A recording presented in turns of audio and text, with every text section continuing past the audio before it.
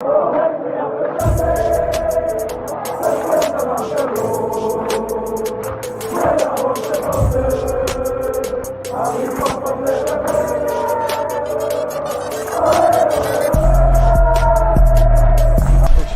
out to Kop-Ish. Shout out to Kopish, guys. All the good work the up. two legends, Emil Heskey, Howard Gill.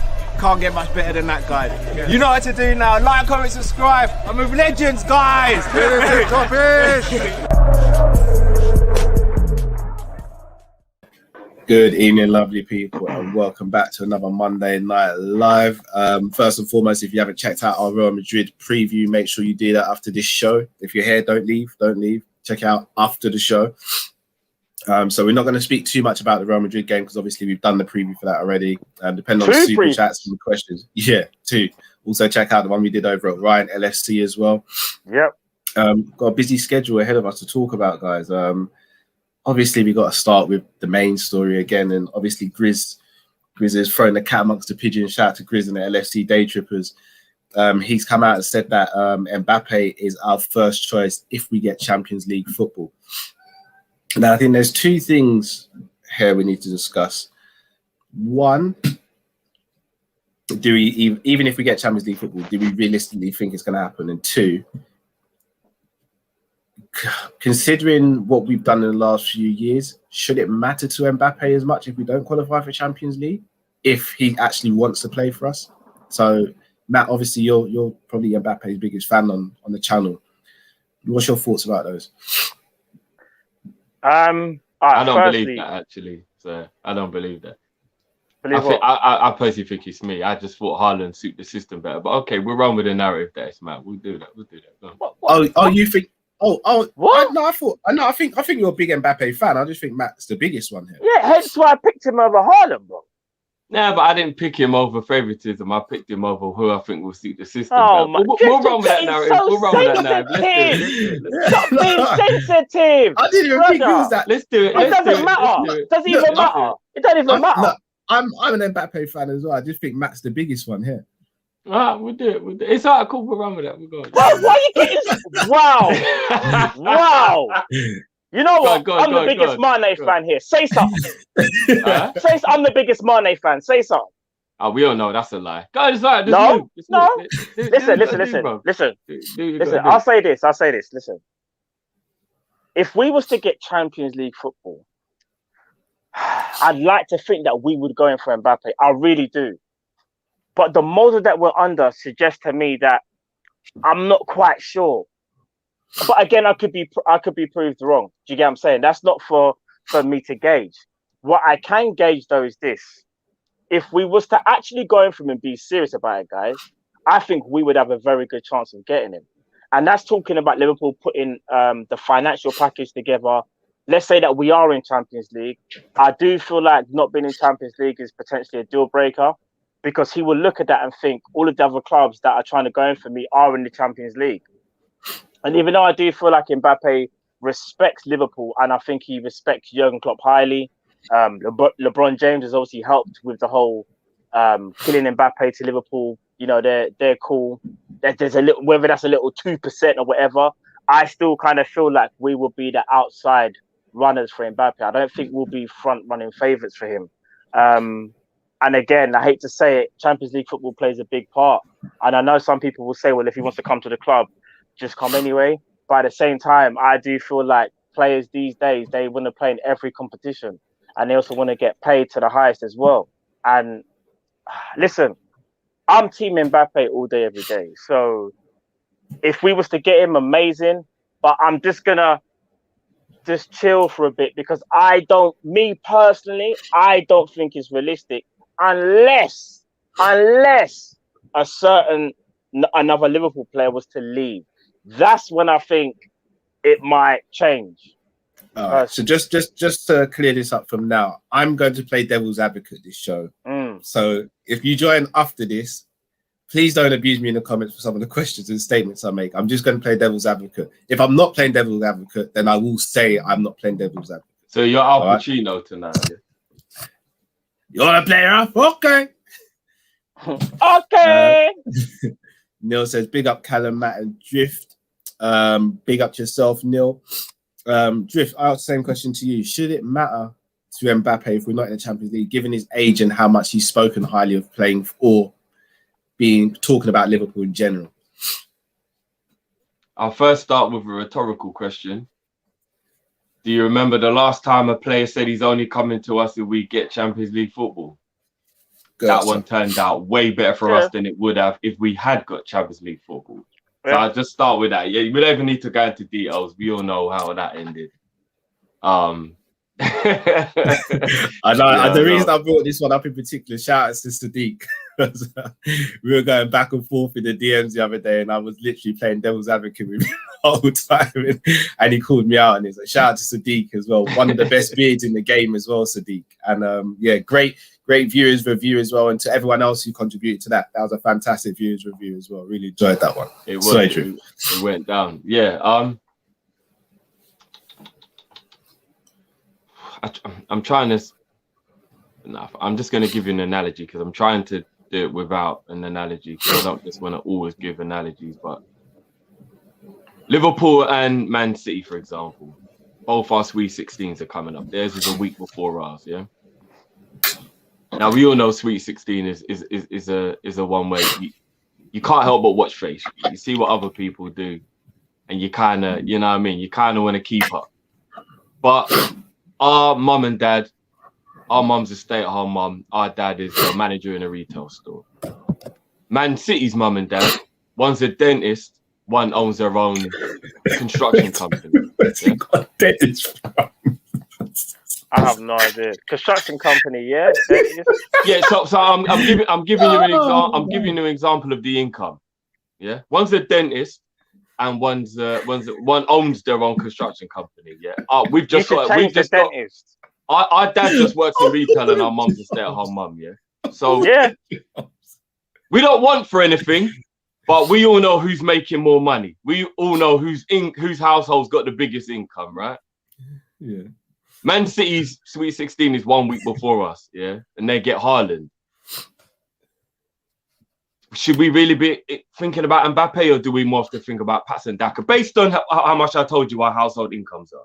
Like, they're getting a Mercedes AMG. What do we think we're getting? Maybe a Fiat 500 if we're lucky. If we're lucky, boys. What are we saying? Come on, man. We have to be real. We can't keep up with Man City. We can't keep up with PSG. We can't keep up with Chelsea. We can't. So therefore, he's going to one of those clubs, or he's going to stay where he is. It's just real. We can't keep up. I don't want to be the bearer of bad news, but we've got to stop acting like our Sweet 16 can be as good as theirs. It can't. What you want to back? Do you want your dad have to take out a triple mortgage and bankrupt himself? It's not going to happen. It's not going to happen, guys. Like, I don't mean to be the bearer of bad news. Mbappe is not coming to Liverpool.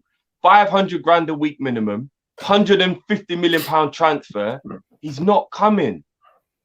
Honestly, guys, he's not coming. I don't even want to be the bet. He's not coming Liverpool. Apart from, like Matt said, if we have to get vexed watching one of our star players walk out the door first, which for me, I'm not willing to do anyway. You get what I'm saying? And no disrespect to Grizz's intel, I just don't believe it. And you know what this smells of to me? I like the whole, if we make Champions League. If we make Champions League. Because right now, the owners are probably looking at it like, we probably won't. So they can start floating that story around. So when we don't make it, we're like, well, it's Jurgen's fault, isn't it? Jurgen should have got top 4. If Jurgen had got top 4, we would have gave him Mbappe, But you know what? No. He came 5th. So it is what it is. You know what I mean? And that's what real quick. Go. Laser LSD, congrats on the 26 subs. Thank you. Mbappe will go Madrid. Shout out to James Redmond TV. If you haven't subscribed over there, make sure you do. Well, that's Kop-Ish. Thanks for watching. Yeah, Drip, I'm not even real, bruv. I've got full notes here and all that, and you kind of dented my plans there, bro. Let me say this. Drift is being very realistic in terms of what he's talking about, yeah? But sometimes, every now and again, we do the kind of unrealistic thing. The unrealistic thing for us, we signed Thiago. Let's be real. None of us thought we were really going to sign Thiago. And I know it's different, like finances and whatnot, but just even the player. We dared to dream about Thiago, and we got it wasn't unrealistic in terms of finances, Matt. And no, that's no, what no. the problem is. But I'm just saying the player though, because do you know what it was, Drift? As you pointed out already, yeah. The player wanted Liverpool so bad that that's what made it possible because the player was pushing for it. I don't think Mbappe would like push for it like that. But let's say if he was to sit down with PSG at the end of the season and we did make Champions League, dare I say it, that's when I would say it could happen. Do I think it's gonna happen? But it could happen. No, you're 100% right about the personality of the player. Yeah. And I genuinely believe Mbappe wants to play for Klopp and wants to come to Same. Liverpool. I believe that. That's not the part I don't believe, bro. Okay. But Thiago only cost 20 mil. And he was only on 180 grand a week. I hear that. It's totally different. But this is how I'm saying. This is how I'm saying it. Right. I'm gonna play devil's advocate as well. Yeah. Let's say FSG actually mean what they say, and they generally do mean if we make Champions League football, he will be a number one target. Another one of the reasons I think they're saying that is because from a financial perspective, when you think about the money that's coming into the club, obviously it's a lot more than what you don't get if you're not in Champions League. Also sponsorship deals as well. Just everything about the club from sponsors, overall income, that does change when you're in Champions League. So you can potentially take more of a calculated gamble. Let's say, for example, Mbappe costs a certain packet. They're probably thinking, well, if we're in the Champions League, maybe we can offset some of this. Maybe with the Nike deal, whatever, we can offset some of this. And again, I'm not saying that's what's going to happen. I'm not even saying that's even true. But I'm just looking as to ways as to how it could happen. Because I think that's more of a realistic thing. Like, how could it possibly happen? Like, how is this possible?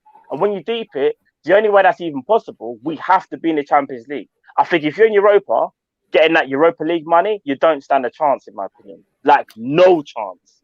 Not saying that we have a 10% chance, but I don't know, man. All right, let me ask you guys, and this is my first time playing devil's advocate now. We all love Mbappe on this channel. We think he's a brilliant footballer. I think he could go on to be one of the world's best in years to come, right? Yeah. But for what we need right now, is Mbappe the right guy for us? I don't think he's ever not the right guy, but I get what you mean in terms of he's not an out-and-out striker. He's not a world-class centre-back, which are the two positions. I was like, what? Which are the two positions that we should actually be fully looking to strengthen more than any other position in the team, priority-wise. Like, that should be the priority, a world-class centre-back and a world-class centre-forward. So I get what you mean in that regard, but Mbappe should always be something you need because he's Mbappe, isn't it?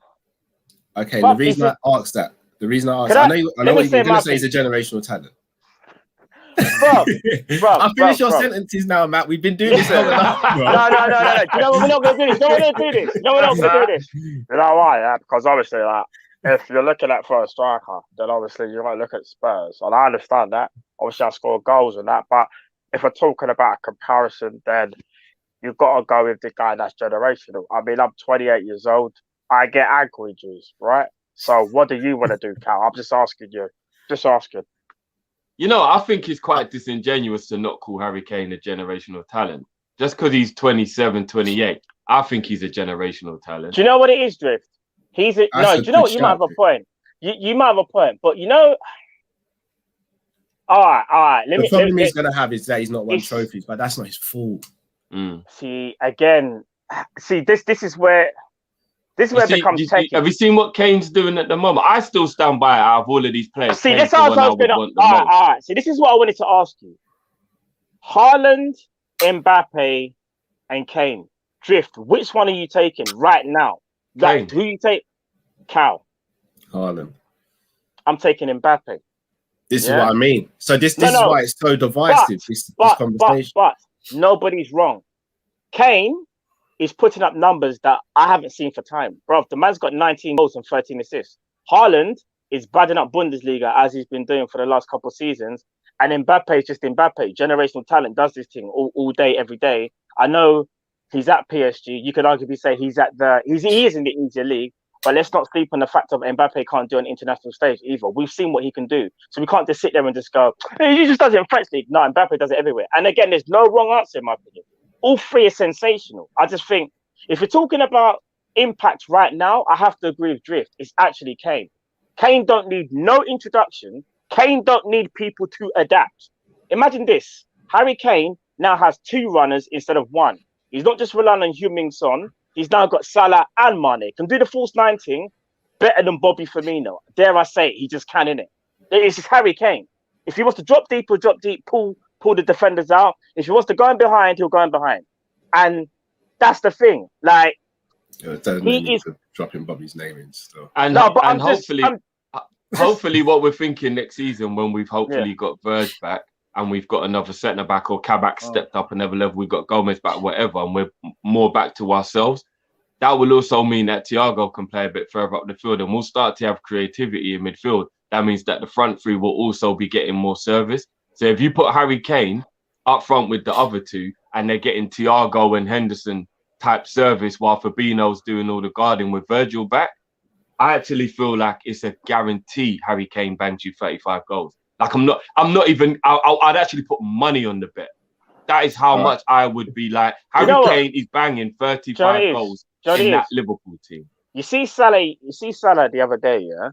Salah could have scored a hat-trick. I watched those chances again and thought Kane buries both of them. Like, it's not even a debate.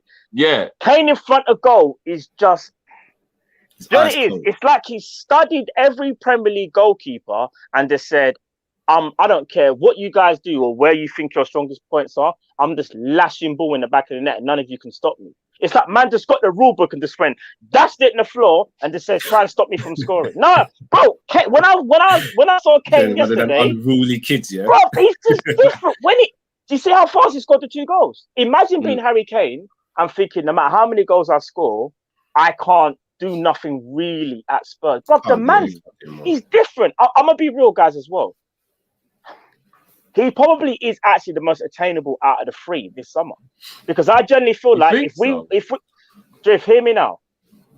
If we do an old school Man United, hear me now, yeah. Listen, if we was to go back to Drift, you know that the old school Man United days where they used to just be like, "Wow, is that your best player, Rooney? Is that your best player, Rio Ferdinand?" If we was to literally just go to Daniel Levy, I know they don't want to sell him, but we know Harry Kane wants to leave. Slap a big 120. Even if they reject it, Kane's going to kick up bare fuss behind the scenes. They'll try not to make it public because he's the poster boy. But I guarantee you the deal gets done because we have, listen, one of the best negotiators on the planet, not just in football, just in general, bro. My man come like John Wick. My man come like, who's the guy that's from Taken, Liam Neeson? I will find you. I will get that fee, and you will give in and sell me Harry Kane. But I'm telling you.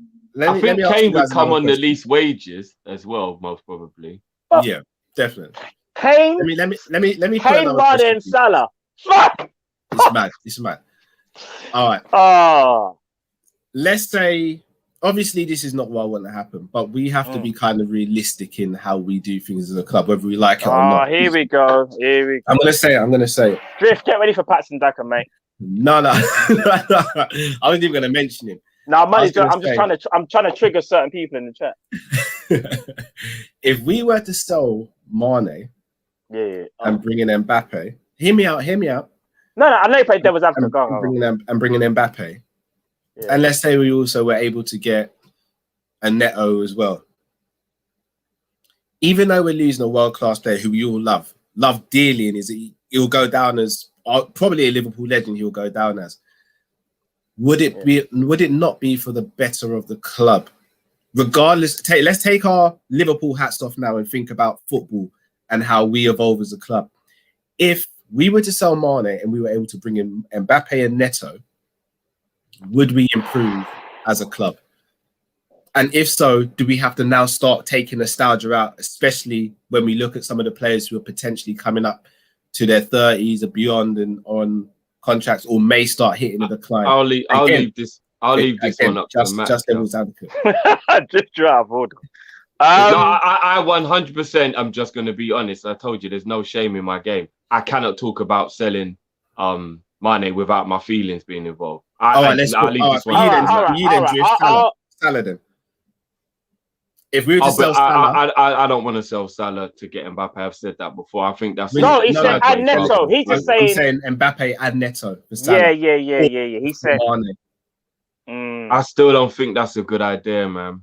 There's no guarantee that Mbappe is going to pull up Salah's numbers, and I don't see Salah slowing down anytime soon. All right, so here's another one then: Salah or Mbappe for Kane and Neto. I'm only human. As much as I want Kane, I still wouldn't shop Salah to get him.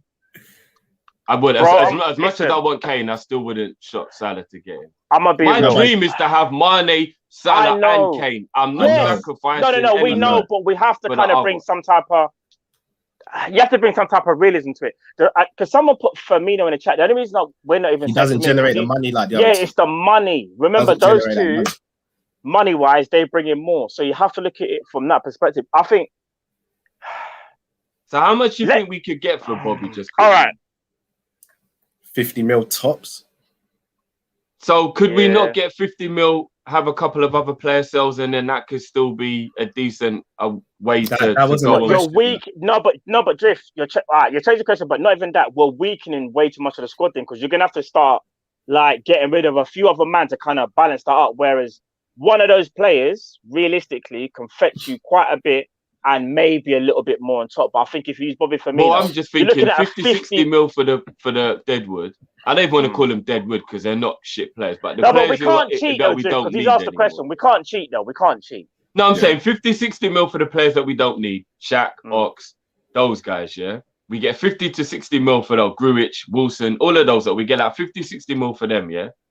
Most of those people don't even take part in the squad. So we're not weakening the actual players that we utilize on a weekly basis, right? You get the 50 from Bobby, that's 110 mil. If we can get Harry Kane for like 130, you've almost paid for Kane with those player sales. And then the money that was available from that we should have anyway for money generated and whatever, you then use that to get Konate, Neto, and do the other bits of business that you need. And then even though I don't want to get rid of Firmino, I think he's the only one I will sacrifice to get Kane. Yeah, but that's why Carl asked us. No, what you're saying there, I would go. No, I agree with that. I generally do. But just to go back to Carl, because he answered that particular question. Me personally, I think Liverpool would sell Salah or Mane if they knew they was getting Kane and Neto, or Kane and say Ousmane Dembele, who has only got a year left, and Barcelona trying to renegotiate his deal, something like that. It would have to be so you get the guaranteed guy that's going to get the goals, Kane, because they're going to be thinking if we let one of those guys go, Kane's going to replace the goals. But not only that, because Kane plays in a different position, we need to go and get a wing forward who can at least get you 15 goals or something like that. So that's why I say it will probably be Ousmane Dembele or as Cal said, Neto. So not Ousmane, because that would be another injury prone player. No, you say that now, but Liverpool have been after the for a long time, you know. I love you. I'm just saying, don't be surprised if you see that link come up again, because apparently he doesn't want to. Well, they're trying to renegotiate his contract because he's got a year left, but they're not too sure whether they can keep him. And if not, they're going to sell him this summer. I'm just saying, don't be surprised if we were to entertain that conversation. But I'm just trying to talk around it because it's a hard one. I don't ever want to sell Salah or Mane, but if Mane was sold and we got, I don't even know.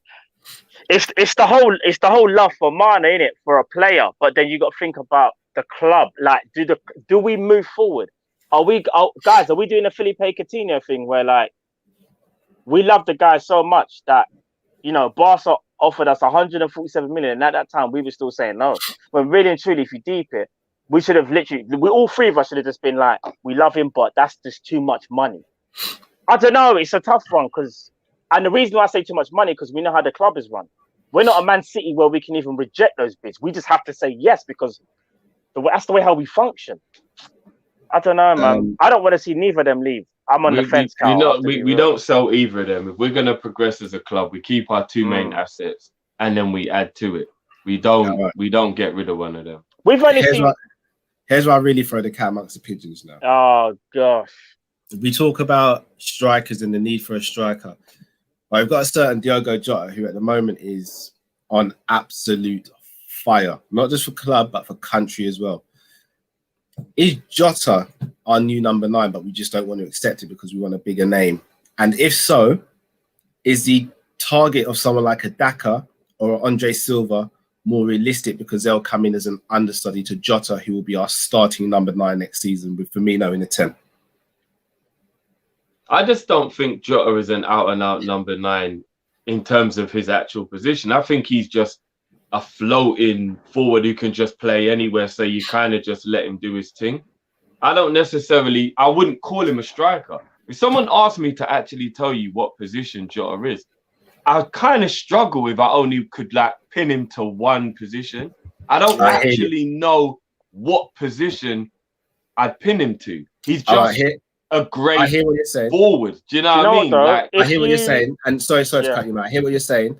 And I'm not trying to say that these two are the same before anyone goes crazy. But when Arsenal signed Thierry Henry, the same could have been said about Thierry Henry. A year later, he was the best striker in the league.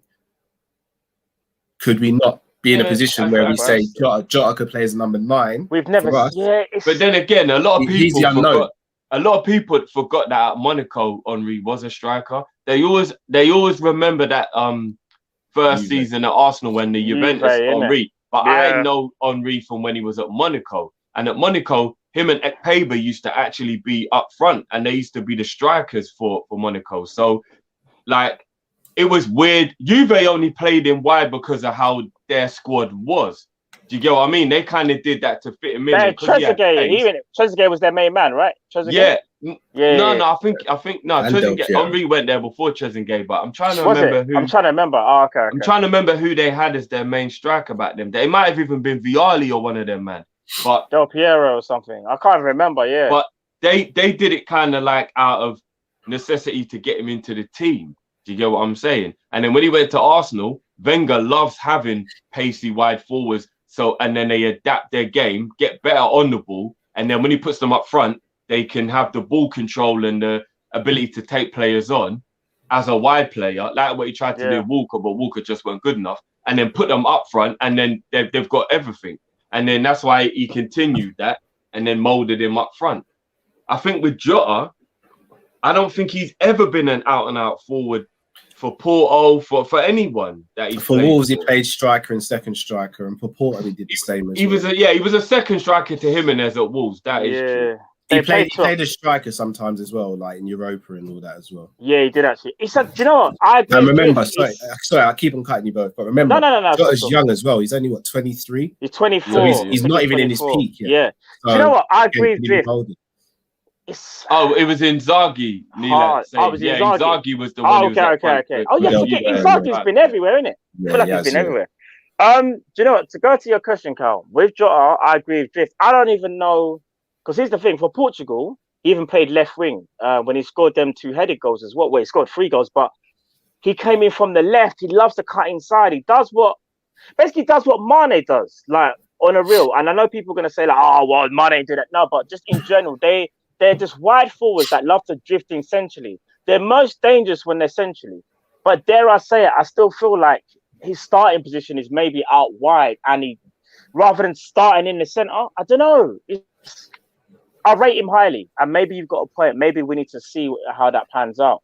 The only problem is, though, if you play Jota for the centre mainly as your first choice striker, you're already weakening the wings where we bought him for. And that means you kind of have to go and get another backup.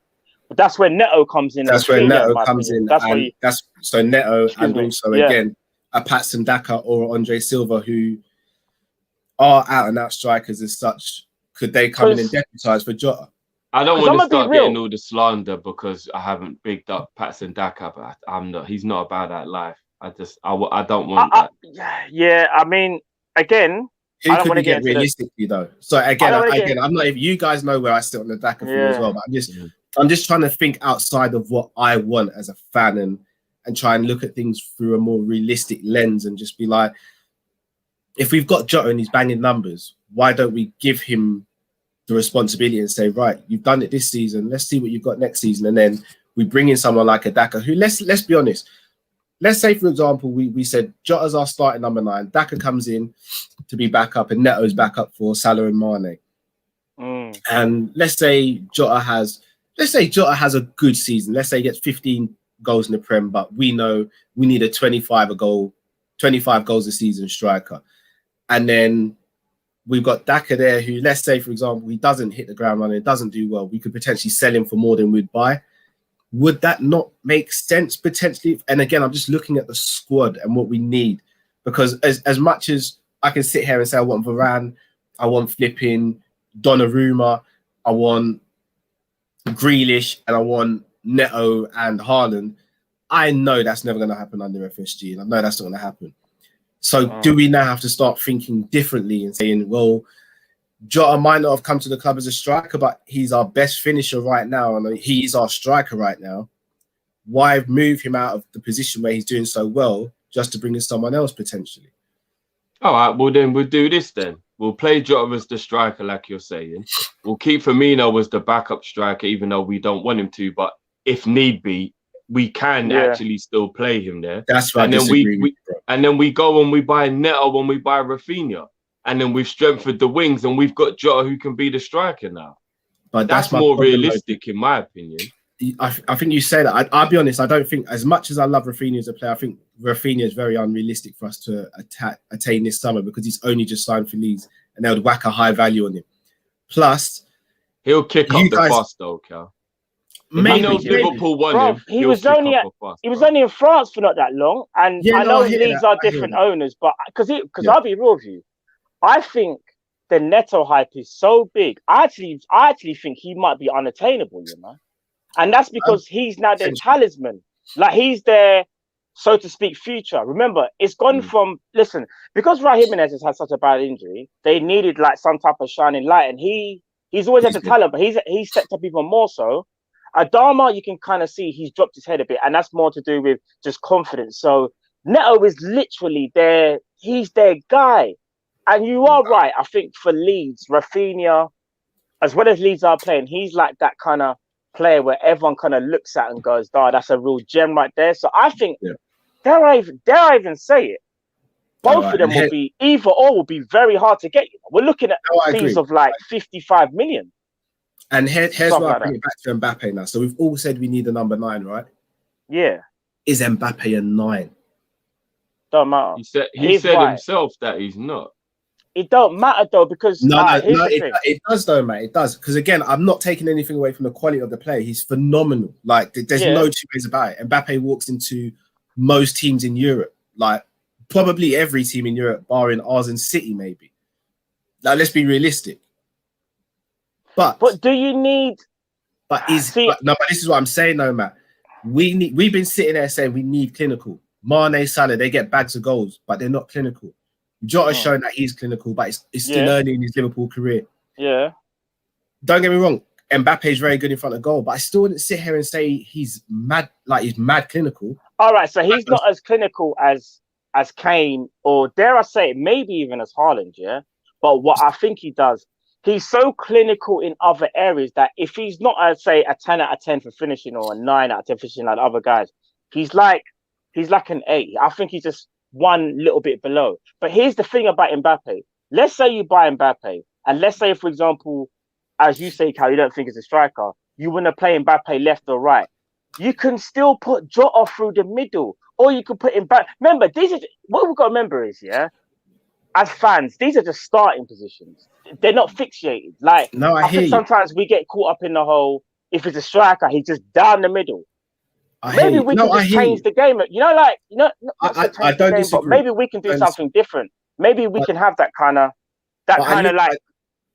I look at Arsenal game the other day, and if Mbappe is playing, I don't think he gets the goals that Jota gets. But if Kane or Haaland are playing, I think they both get that opening goal. Bro, look at Thierry Henry. I know we're talking about one of the best. I'm just talking about playing style. Henry, if you actually deep it, spent a lot of his time out wide and then coming inside. Don't get me wrong, he still scored a ton of goals playing centrally, but that was just his starting position. But he used to love interchanging with Perez, then man, and even Lundberg as well, because he was that kind of all-rounder. And I think if you've got a chance to get Mbappe, I know he's not that dead cert number 9 like a Kane or a Haaland. I think you have to try and get him. You have to, especially if Man City was to get Haaland and someone else was to get Kane. Like, I'm gonna be real, guys. I'm actually scared that Kane's gonna go City. You know, man's scared, bro. If they get Kane, let's just shut down the show. You see the Mbappe up front. Thank stuff. you for the memories. What we have to remember is, no disrespect, but none of the managers that Mbappe's played for have real pedigree. And I don't mean no disrespect, it's just facts. Like they're good managers, but they don't have any real pedigree. If he plays for Klopp will show him what he's really about. Klopp will turn him into a proper number 9. I don't think he realizes he's a 9 because nobody's, you know what I mean? Like, you can know what position you want and you like, yeah, I think I'm that position. But when you get a manager who truly knows what he's doing, he'll really tell you what you are. And I think that Klopp could get hold of Mbappe and be like, you're a number 9, bro, and I'm going to show you why you're a number 9. Or you're going to be my number 9. And I think Klopp could turn Mbappe easily into a number 9. Tell him again, dude. That's what I'm saying. He's different, bro. He's different. Fair enough. Mbappe is different. You can't. You know what it is, Cal? I know you're not saying not get Mbappe, but I just think for a player of that talent, I don't think we should be thinking if he doesn't fit that number 9 specific category, that we should not be thinking about him because we're thinking about other strikers that may, like Kane and Haaland. I think if you can get either 3, I think for me, Mbappe should be just as important as the other 3. I don't think we should go for more 30. I get Cal's point though on the situation of like when Jota scored those 2 goals, because Cal's got a point. When we're struggling for goals and we need that fox in the box type of player, that is why we've been screaming that we want a Kane for all of this last Mbappe 18 months.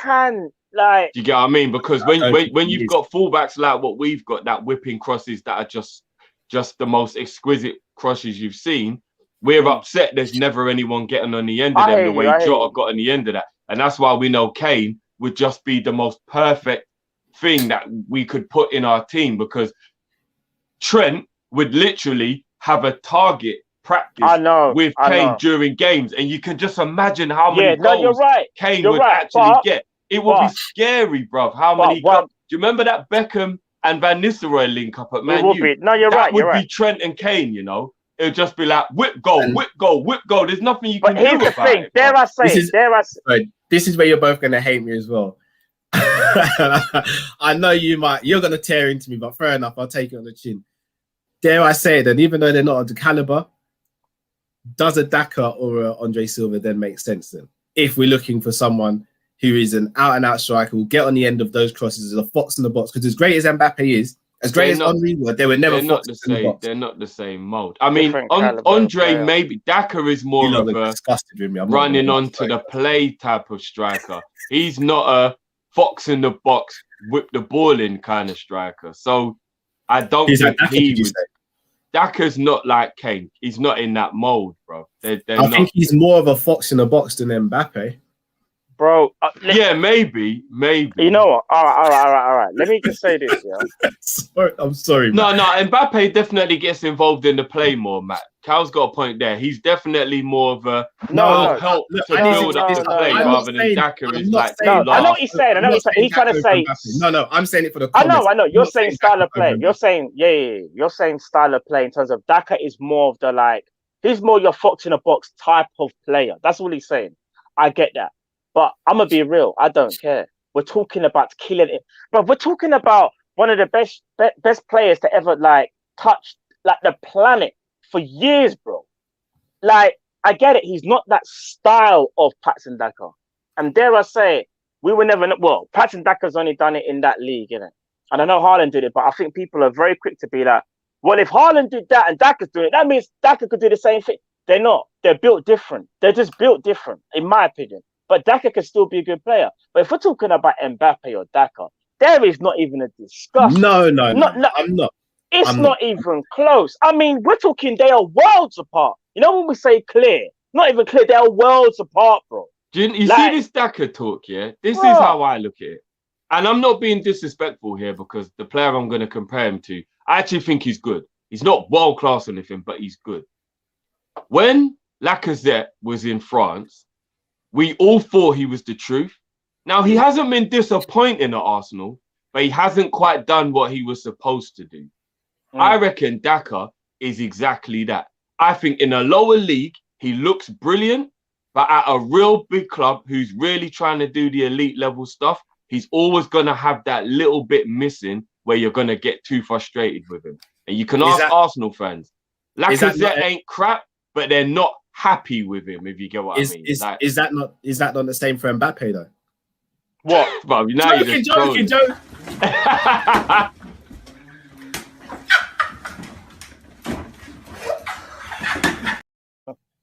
I was about to rip off the headphones. Do you get what I'm saying? And you know what? For me, if we really want to see what Daka is about, let him replace Haaland at Dortmund, and let's see if that comparison was a good one.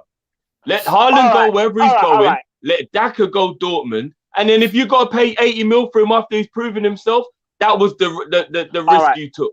But for me, that's how he proves that he's on a level. Because I watched Lacazette at Lyon banging in goals and looking superb, and he just ain't quite cut it at trying to be that level in the Prem. So we'll see, innit? Do you know what? To give Patson Daka credit, I will say this. I'm not even that. Well, it's most of the fan base. They feel like Patson Daka's a good player where they can see what he's got and they don't want him to go to Dortmund first and we have to pay so much money when you can get him for a modest fee right now. And I understand that.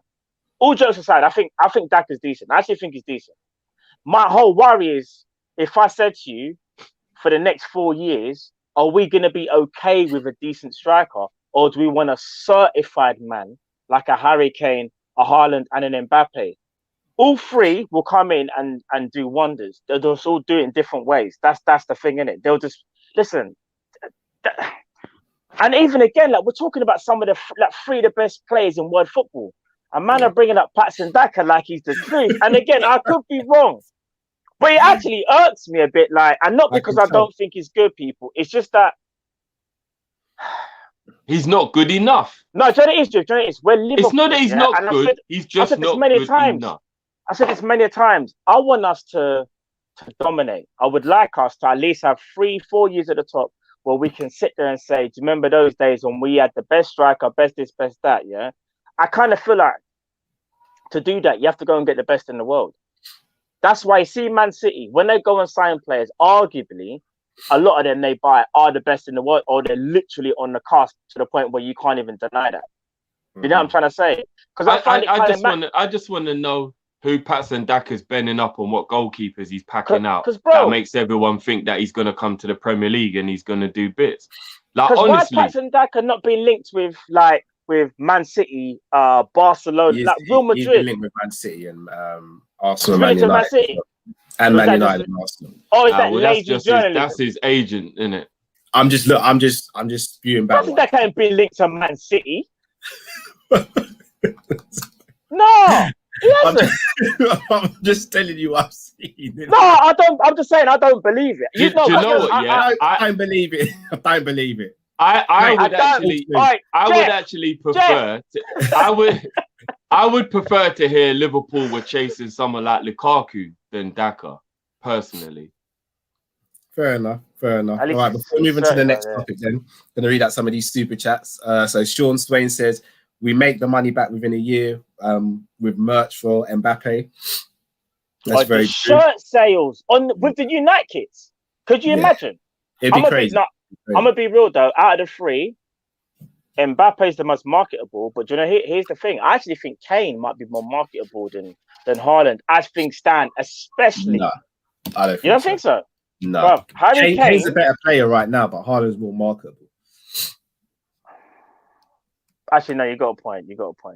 Kane's better, but Haaland's more marketable. Around the world, I think Haaland would be more marketable. In England, I think Kane would be more marketable. I think Kane coming to Liverpool in England would be like be the most breaking news. Like when was the last time a player of that level left a rival club and went to another rival club? But the reason I say in England, though, is that remember there are so many rival clubs in England that I don't think he will. Like, I don't think it's going to be a popular move. Like, do you know what? Bottom line is, all of London hate him already, and then him moving to Liverpool, all of the northwest. I know. Listen, I'm gonna be real. I'm like Drift on this one. If we were to sign Harry Kane right now, Harry Kane bags you 35 minimum. You know? In our setup, with the amount of chances that we create, I think if we're being realistic, fully realistic, and Kane kind of said put in a transfer request, and we were one of the clubs in for him, I think there's a very good chance we'll get him. Very, very good chance. Either us or City would get him, personally. I think so. Yeah.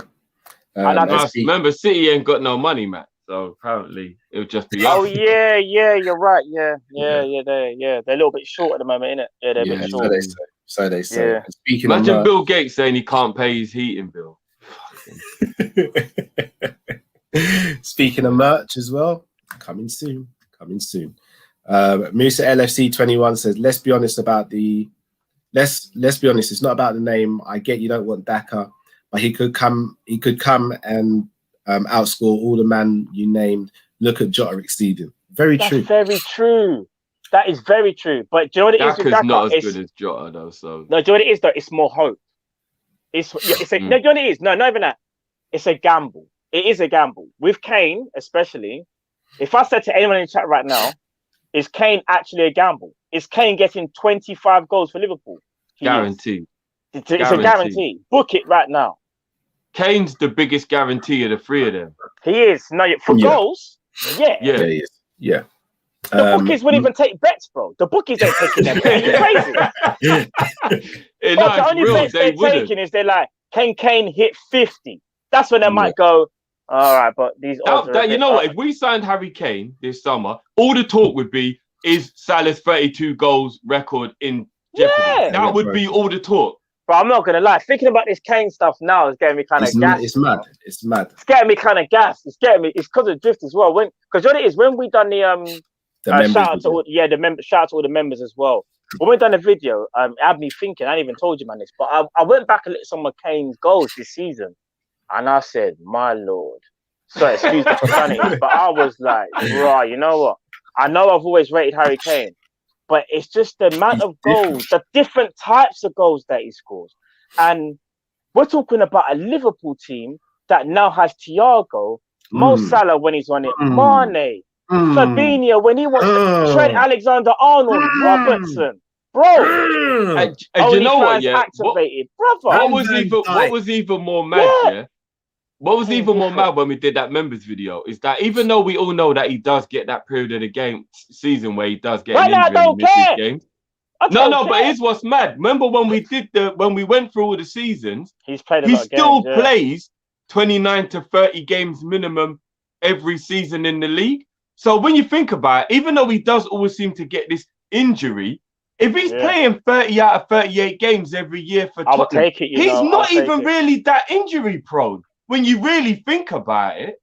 Yeah, I know people saying... I think he is, because he picks up the same injury. All right, let's say... But Cal, if you're only missing 8 games a season, you're not really injury prone. Cal, he's 28 years old. Let's say he signs a 4-year deal. No, he's 27, Matt. He's 27. Oh, he'll be 28. He'll be 28 by the time we sign him. Yeah. Even better. All right, so he's 28 when we sign him. You know, that's how you know I'm going to He's 28, yeah? If we were to sign him, say he signs a 4-year deal, because I think that'd be realistic, because they're probably thinking about like a 5-year, maybe a little bit much because of the age thing. In fact, no, because they done that with Thiago, did they not? Or was Thiago a 4 or 5-year deal?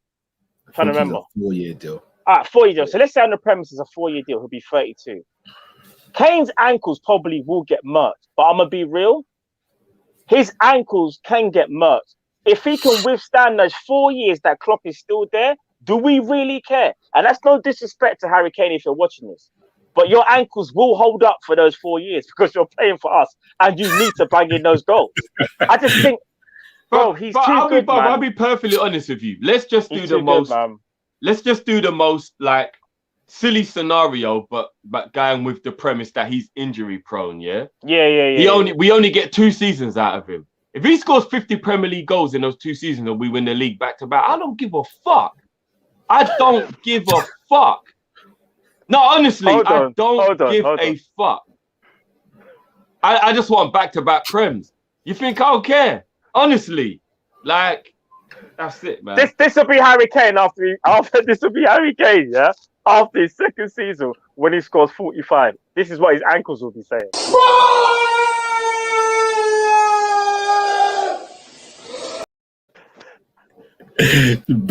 brittled off. Harry Kane, 45 goals, ankles in the shower. It's mad. Mick says Marlon is a guy, reminds me of a young Aguero. I haven't watched too much of Marlon personally, so I can't say yes or no. Is it Daniel Marlon from PSV, isn't it? Yeah. I only seen little bits, so I can't really comment on him. Kadir saying only way we get Mbappe is if we lose Mane or Salah. I agree with that, unfortunately. Sorry, someone said Harry's ankles would disappear without pressing. That is one thing I have said though, guys. He doesn't press like he used to or anything. All right, let me ask you this: does he need? I don't want him to press. Does he need to press? But what is this, Cardi B? I don't need him to press. I don't need none of that, bro. All I need him to do is score goals, bro. That's all I need him to do. You lot don't understand. We'll do the work for you. We'll do the work. You know what? When it comes to Harry Kane, I would have the luxury if he's one player in the team that don't work hard and just does the job he's asked to do, which is to score goals. That's it. One thing I would say, see Jurgen Klopp, he's like a, what do you call it? He's like obsessed with the press though. Because you see when Bobby Firmino was at his peak, you can imagine him on the sideline. Instead of saying, look at the strength, him going, look at the press! Look at the press! Look at it! Remember, Klopp's a man that celebrates when we make a tackle and all that, you know? You know when he's like, yeah, look at the press! Look at the press! Bruv, Klopp is a madman. He loves that. And I'm sure he'd also be doing that gritted teeth when Harry Kane's banging in 30 yarders every week, but like blah blah blah blah blah. That's all it is, bro. No, but all I want Harry Kane to do is get within 25 yards of the goal and shoot. And you know what? Then Mane and Salah will just keep getting on the end of the rebounds, and we'll all eat, bruv. We'll all eat, bruv. Listen, it's not gonna happen, but let me live in about 2 or 3 months of fantasy world. Harry Kane playing for Liverpool. That is what I need, and that is what I want. Harry Kane playing up front with Mane and Mo for Liverpool. That is what I want. To add to that. Dinesh Karai says wages will come into it. Everyone will be knocking on the door. If same wages, it will not happen. Regarding Mbappe, Sam Max Legend says, what if Nike cover Mbappe's transfer fee via LeBron influence? Liverpool pay wages and pay back Nike via percentage of shirt sales, sell 4 or 5 fringe players. I don't see that happening. I don't see Nike paying. Too much of a gamble. But I can kind of see where you're trying to go, because you're basically trying to say Nike can potentially just help out financially. Sorry, am I wrong in saying that this whole Nike thing helping out financially and getting players at clubs, is that a bit of a myth? Because I've never heard them pay. Yeah, do you know what it is? It's because people saw that. Because rumor is the whole Adidas and Pogba deal. I think that's where it all started, because they're thinking. But I don't even think that's even a thing. I think it's a bit of a myth. I think. All right. Well, apparently Liverpool had 3.4 million shirt sales worldwide, which was a record apparently this year with the new Nike deal. Yeah. 3.4 million. Now let's just go under the assumption that half of those shirts were the Vapor one, because I'm guessing a lot of people would have wanted the better quality one. So let's go under the premise of about 1.8 to 2 million of those shirt sales were £100 each. Yeah, that's a lot of money. That's 200 million, right? So let's say somewhere between 2 to 300 million the club made from shirt sales. Yeah. 20% of that went to Liverpool. So that means Liverpool made like what 40 million on shirt sales. I'm just doing that mad rough maths, but like Liverpool made like 40 million on shirt sales. That's not gonna go far enough to pay for someone like an Mbappe or nothing like that. But you know what? It's a big chunk of money though. It is a big chunk of money. And then if you think about the fact that they pay us 60 mil a year anyway, maybe, because then you're looking at like, okay, so that's roughly about £100 million a year, maybe then we'll make being with Nike from the sponsorship. So that goes a long way to being able to pay for Mbappe then when you think about it like that. Yeah, very true. So it depends which way you look at it, innit? Like, it depends. I know it depends which way you look at it, man. No, for real. Kane is the Dame Lillard of the Premier League, Matt. Is that basketball? Yeah, he is. Because basically, so you guys will understand it. Dame Lillard is one of the best players in the NBA. He's so talented, but he's never won a championship. He's never won a ring in it. And that is Harry Kane. So talented, but he's never won anything at Spurs. So yeah, that is. Is he loyal to his town and his town? Yeah, very loyal. He's like, I'm staying in Portland. I want to do my thing in it. Like Portland. He's in Portland. I don't even watch basketball, but I've never heard of Portland having a basketball. It's not a market you want to be in, and he knows that. But when all the NBA fans, when he does this and it's Dame time, that's like Harry Kane though. When Harry Kane does the little, bro, could you imagine Harry Kane at Liverpool though? Let's just, all jokes aside. Yeah, I can. I've been doing it for ages. Imagine Harry Kane wearing the number 9 shirt. What shirt number would he get? Because if he takes 9, that's Bobby's. If he takes 10, that's Salah's. Yeah. Right? We'll give. Mane's. What's a good number? We could give Bobby like number. Who's number 8 at the moment? Oh yeah, I think that's got to change. No shade. That's got to change. Ross 1 says Daka over Mbappe is like getting a PS4 over a PS5. It is definitely is. Maybe a PS2 over a PS5. I'd probably say it's more like getting a Switch. What a Switch with no power cord. Oh! That's disrespect. Nana says, congrats on 20k, guys. I remember the days pre-Klopp when I came here to feel Drifty's pain during the post-match review when we were really crap. Yeah, hopefully we never do that again. I drift. No. I was just gonna say the Switch with no power cord is peak. But anyway, we move. No. It's got you know what? It ain't got the cord that leads to the TV. So when you want to play it, you have to play it. You have to play it on your lap. Like handheld. You can't. Yeah, you have to play it handheld. You can't even. No. What it is then? It comes with no dock. You're not being too harsh now. With a Switch, you got to dock it in it. So it came with no dock, and the bit where you dock it is broken, so you can only play it handheld. You're not being too harsh now. And only one game starts up. Play the same game over and over again. It's a football game. It's a football game, and guess what? The only league you can play is in your Austrian league. You lot are deep. All right, no. All jokes aside. Big up Patson Daka, bad boy. Drifty back, Mr. Clean. If 5 million Liverpool fans donate $10 each, we'll raise 50 mil for Kane. Yeah, but we shouldn't have to be raising money out of our own pockets. We buy shirts, we buy all these things. So, but I'll put my tenner in now. Solav LFC says Mbappe is an icon and will help the LFC brand as well. Very true. Troy M, you can only buy one combo this summer. What's your choice? A is Kane and Konate. B is Mbappe and Varane. C is Haaland and Botman. Oh my days. Those are some sick combos, giving them options. Run it back. Run it back. So Kane and Konate, Mbappe and Varane, or Haaland and Botman. I'm actually sweating. I think that's a little bit unfair because Konate isn't as good as Varane, and so that makes the Mbappe Varane way more appealing. Yeah. No, but it's way still more appealing. Yeah. Well, you said it. If you'd have said Varane and Kane, I wouldn't even have needed to continue. Oh no, but that's I think no. But I see that's That's too heavy. Yeah. For me, I'm not gonna be real. necessarily because a lot of people would prefer Mbappe over Kane, innit? I'm gonna be real. That package, even right now, well, it's kind of obvious. Mbappe and Varane, innit? For me, anyway. Yeah.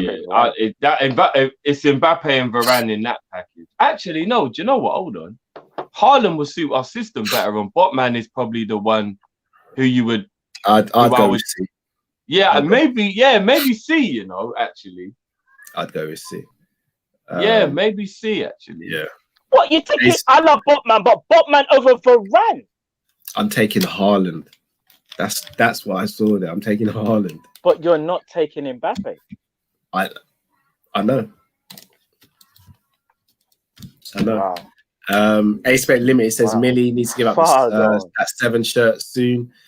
That's a good point. I know Milner's a ledge, but yeah, maybe Millie has to give up number 7 for real. Maybe, yeah. To hear Koreshi, what is that white yardie still? Where is that white yardie still eating that chalk and cheese? Must have given him a migraine still. LOL on AFTV. He was angry. You know what though? Credit to shout out White Yardie when he was doing the bias review with Robbie. He actually said that he like takes back all the smoke and he's realized that maybe it is like a thing where wait till after the game and then just banter somebody. Don't banter somebody before.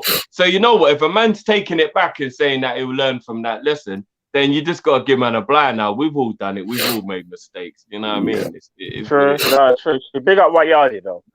Big him up, man. Sanjay says, "How about we go for Mbappe and Daka?" I don't think we would because we've got to think about the English homegrown quota and all that stuff as well. JK, so shout out to Joe. Actually, Joe, what is your ideal starting 11 next season? We'll answer that question at the end, Joe. We'll answer that question at the end. And does that have to mean who we would want to buy, or are we talking about all just the players we've already got? Yeah, I was going to say that's who we realistically want to get. Serena Williams is with Nike, tops with Liverpool logo, so you can get her followers buying Liverpool tops. Is 20% of everything with Liverpool's name. That's true. Which probably does include cups and it does. Bags and yeah. Neil says Salah must stay at all costs. I love the guy. Agreed. A-Spec Limited guys. We have to remove nostalgia. We can't expect these men to allow our stars to retire at the club. Fergie was the best at selling at the right time. True as well. They're in a power position though. A lot of people forget Man United could do that because they could get the pick of the litter. We can't exactly get the pick of the litter. Say journeys as well. You're right, and I mean, do you know what, Giffy? Actually, it's self-explainable because self-explanatory. Sorry, because you've already said they had the pick here.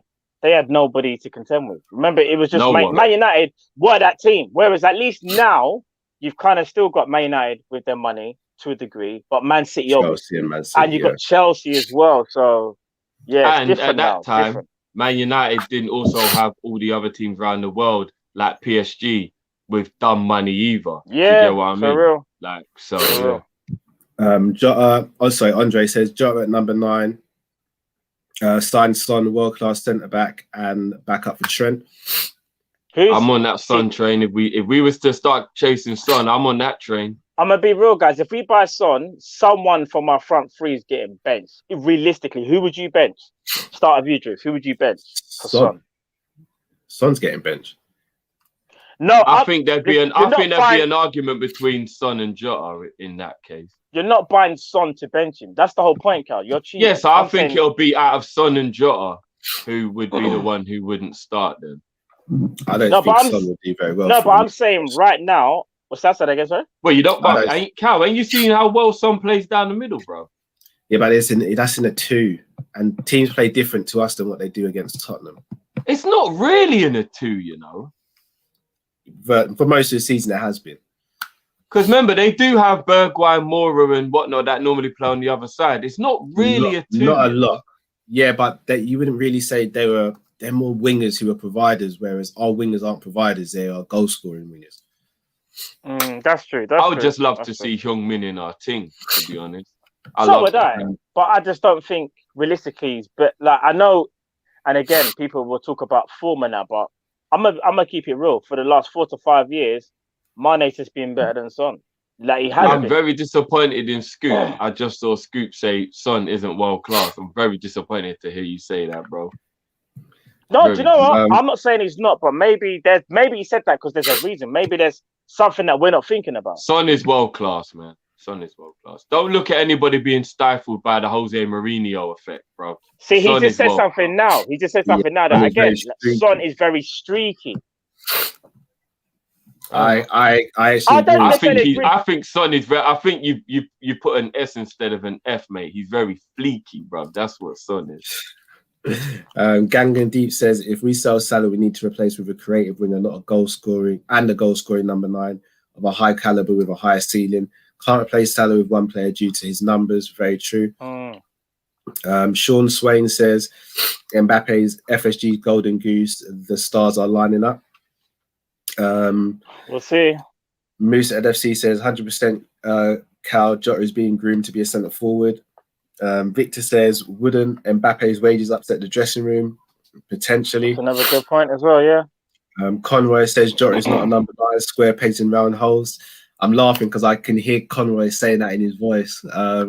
Khalil Hassan, left wing, Mane, Neto, centre forward, Jota and Silva, right wing, Salah and Elliott. I don't want to see Elliott as Salah's backup just yet, in my opinion, personally. Although I do rate him. Sly Ross, did you see Daka hat-trick generational talent like that?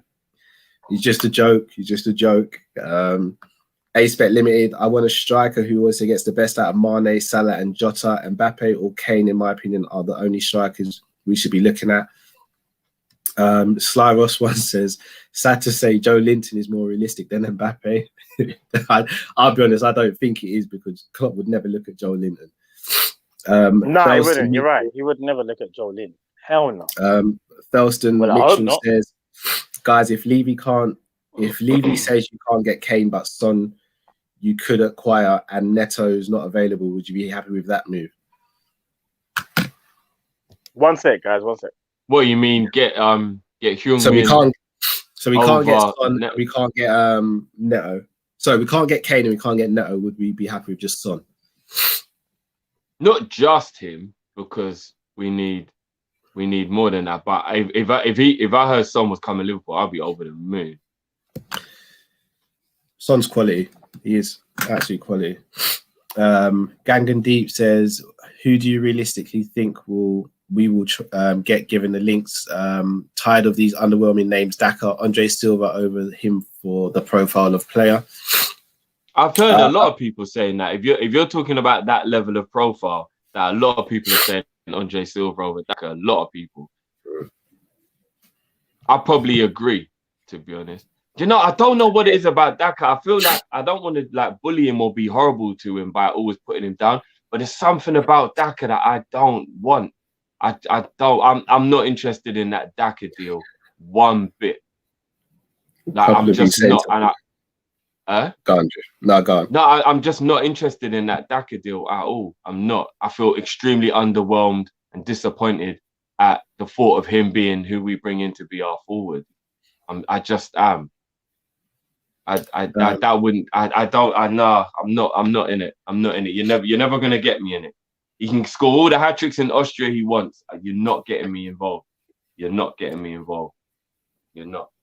Sanjay says, great show, brothers, as always, and well done on the 20k. Keeping in mind our owners' Scrooge mentality, what would be a realistic transfer window for us and satisfying? Big up, man. What would be a realistic window for you, Drift?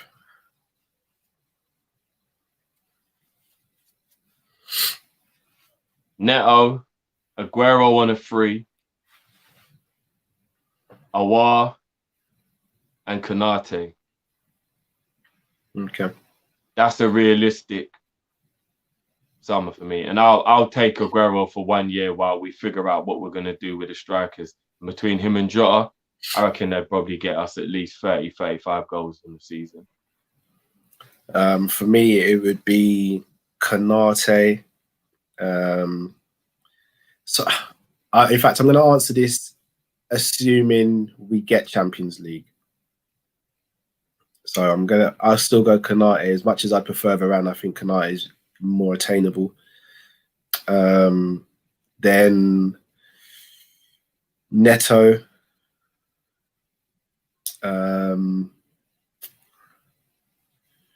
A goalkeeper. And Silva. That's what I see. I'm not massively satisfied with Silva though. Oh no. I think what's mad is a lot of people saying that they don't think Aguero is realistic because of the wages. He's not. I think at his age, I think he would take like 180 to come to Liverpool. No. You don't think so? He's only on 250 at City, you know. He'll want that as a minimum. Well, he's not getting 250 if he goes back to Argentina, which is what a lot of rumors he can go. He can go Italy and get that. Who's paying him 250 in Italy? Italy's broke. Italian clubs ain't got money, bro. If Ronaldo leaves Juve will be able to pay that salary. Oh yeah, but that's a big if because I heard that Ronaldo was staying, bro. I'm hearing Real Madrid want him back. What's the point in having him back 3 years down the line when he's a lot older and shitter? Because he still would walk into their team, bro. If a 35, 36-year-old can walk into your team, you've got real problem. I don't care if his name is Ronaldo, bro. He's not regular, though. Let's be honest. He's not a regular 35, 36-year-old. Yeah, but still, bro, a 36-year-old shouldn't be able to walk into anyone's team, bro. Messi at 36 probably walks into anyone's team as well, though, Drew. I don't know, bro. He's already slowing down at 32. So in 4 years' time, who knows, bro? Messi's about 34 now, I believe, isn't it? No, he's 32, bro. Messi's not that old. Check. Yeah, Messi's 33. He's going to be 34 at the end of the season. Are you sure? 100%. No, fair enough. He's older. There's another one. Inter could go for Aguero as well if Lukaku leaves. Yeah, but those are all ifs. That's what I'm saying. As it is, Aguero, those clubs can't pay him 250. He's not getting 250 at Boca Juniors, which is what one of the rumors is. He wants to go back. So why would he not accept lower than 250 to stay at a club that can compete for everything and still be at the highest level? I don't know, man. Thiago took a pay cut to come Liverpool, and it was a similar situation. So I don't know, man. I think Aguero might weigh up his options, realize he does have a few injury issues, and maybe we could get him for like 180. I don't know. Yeah, just to confirm to people in the chat, if you're gonna throw out abusive words, then you will be blocked. Like it's very easy to block people. Just gonna throw that out there. So just think about what you say before you type it. That's all I'll say. Troy M. Your Michael Edwards, FSG give you 150 mil plus plus a 50 million pound sell this summer to improve the team. How do you spend it with Champions League secured? Matt, I'll come to you first. 200 million to spend. I'm in Las Vegas, bro. I'm putting the whole 150 on Kane. Bang! Just to confirm, Troy M. If you're using a mobile in the auto text, the name before the sale word, just double check the auto text. Mine does a madness sometimes as well. So, I think that was premeditated, but we move, bro. If you got 200 mil to spend, I'm gonna be real. It's either Kane or Mbappe, bro. That's all I'm spending my money on, really, and seeing what else I can do with some other players. If I've got 200 mil, you have to buy one of the certified ones. You have to. I could get Kane and Botman for 200 mil. I could. Do you know what? Especially if I'm Michael Edwards. Realistically, I think you could get Kane and Varane. With that money, realistically, with that money, you can. Because you could get Kane, because let's be real, Kane 120. Listen, Kane 120, and obviously, or even 130, that leaves 70 mil to go get Rafa Varane if he wants to leave. You could get it done. I just think if you want to, Mbappe is going to cost more. So it's like it's either you I go don't for think Kane. Mbappe. I think Kane will cost more than Mbappe. Mbappe's going into the last year of his contract. No, Mbappe will cost more. No, he won't. They can't demand it. Bruv, Mbappe will cost more. He won't. He won't, man. Bro. Matt, Kane's got 3 years left on his deal. He's got English tax. English. You're taking him from Levy. Now, I think Kane costs more, you know. Do you, man, understand who the owner of PSG is? Yeah, Yes, but they're don't also wanna lose him for sensible free. people. They're not going to lose him for free, bro. No. The fee that's being talked about for Mbappe No. is around £100 million or 100 million No, euros. they're talking about 120, 130. That's still cheaper than Kane, bro. Yeah, that is still cheaper than Kane. No. Well, I read. Well, wherever I read roughly 130. So let's just say they cost the same. Theoretically, obviously, that still kind of tells you Mbappe is going to cost more because of wages as well. So No, but we're not thinking about wages here. We're not thinking about wages. Why not? Because it's just transfer fees. To suit the agenda. No, that was the question. No, that was the question. But the person never said, they just said if you got that money to spend. I'm just thinking realistically though, like if you've got that package, Kane will be a cheaper option with Varane than, in my opinion, Mbappe, wages, and somebody else. That's why I put Kane ahead, because that's more realistic, even though I would want Mbappe more. If you're including wages in there, you're doing a real FSG. Just think about the money as the transfer. All right. So if it's just wages, just transfer, sorry. I think you still got a better chance of Kane and somebody else than Mbappe and someone else. I think Mbappe is going to cost you a truck, bro. Like, it's going to cost you. You must not know. You must not know who.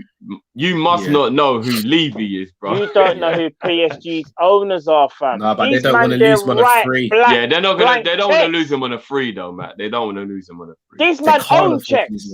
But they went.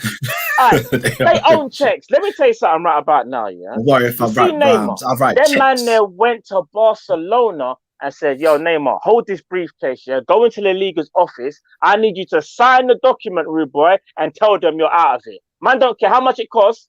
Here's the briefcase. The briefcase will sort itself out, bro. They have got their money. So but they're still sensible, man. Hear me out, Jay. They're not idiots. Hear me out. You know what I mean? That's stupid. Hear me out. Their money's so stupid. They told FIFA, whatever you've got on us, we'll pay you.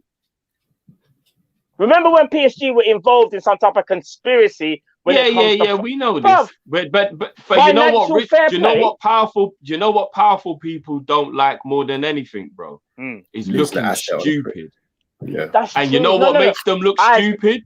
Mbappe leaving that club for free. That makes them look stupid. I hear what you're saying. No. Do you know what? I get your guys' point. I just think it is a toss-up, personally. I think it's a toss-up because I think Mbappe, all jokes aside, could cost 120, 130, and I think Kane will cost the same. I just think for whatever reason, I feel like you can get more with that money with Kane and somebody else. I think it's more of a guarantee. I just think PSG, I know what you guys are saying, they don't want to get egg on their face, but because they are that big and they can command that type of fee if they want to, they probably will get it knowing he's the next big thing in it. So that's all I'm saying. If we've got 200 mil to spend, I think we can get Mbappe for 100. I think we can get a goalkeeper for around 5 mil. I wish we could get for 100. I wish. And then if we get Champions League, which is what the question was, of Varane, so that's what 145 mil so far, and then Neto with the rest. And that would have me in all sorts of problems because I'd be running out of Vaseline just regularly. It'd be a madness. AA on what's up, brothers? Been in jail. Ooh, good to see the channel's doing well. And I'm not going to say the last bit. Shout out to you lot can read it. I'm falling for that trap. You cannot bait me. We are not AFTV, guys. You cannot bait me. Do better. No. Welcome home, though, bro. For real. You cannot bait me. Welcome home, man. You don't know me as I know. That brother was trying to get a bit of the end, you know. All right, really quick topic of conversation here, guys. Before we answer Joe's question to end. Saka is apparently going to be put on the market by Arsenal this summer. Apparently. Why? Why? That don't make sense. Why? Because to fund the rebuild, apparently. Would I lie to you? Would I lie to you? That's a lie. All right, I'm just going. They have to be lying, Matt Cow. They have to be lying. I think he's the only shining light in their whole club. I agree. You say that mean what a name there? Hold on. Let me. No. And Ketia. No. It rhymes with Travis. No. Closer. Trying to think of what to rhyme it with. My mind's gone blank. Because it. No. Pepe. Yes, I couldn't even think of a rhyming that my mind went blank, but it's because he's just dead. You can't sell Pepe in effect to do a read. No. You're getting 20 mil for Pepe. You got to try something. He cost 72 million pounds, regardless of installments. Yeah, you're kind of hoping that you can flog him for, I don't know, maybe like. Actually, then again, Matt, do you remember that? Do you remember that? For 40 or 5, you remember that scene? You remember that scene in Cobra Kai where Thingy's trying to raise funds for the operation, and he goes in the pawn shop. Johnny. When Johnny's got all the old stuff in it, and he's like, "How much is this worth? How much is this worth? How much is this worth?" You're right. That'll be Arsenal with Pepe. That's Arsenal trying to get rid of Pepe, bro. Yeah, listen, I'm gonna be real. And the person they're trying to sell him to would be like, "Fuck is this?" So hold on a second. You got a man that can't finish. He got no weak foot. All he can do is dribble. He's got no game intelligence. And we win. He's a laptop. Let's just use Cobra Kai as a. He's a laptop with Windows 98 on it, bro.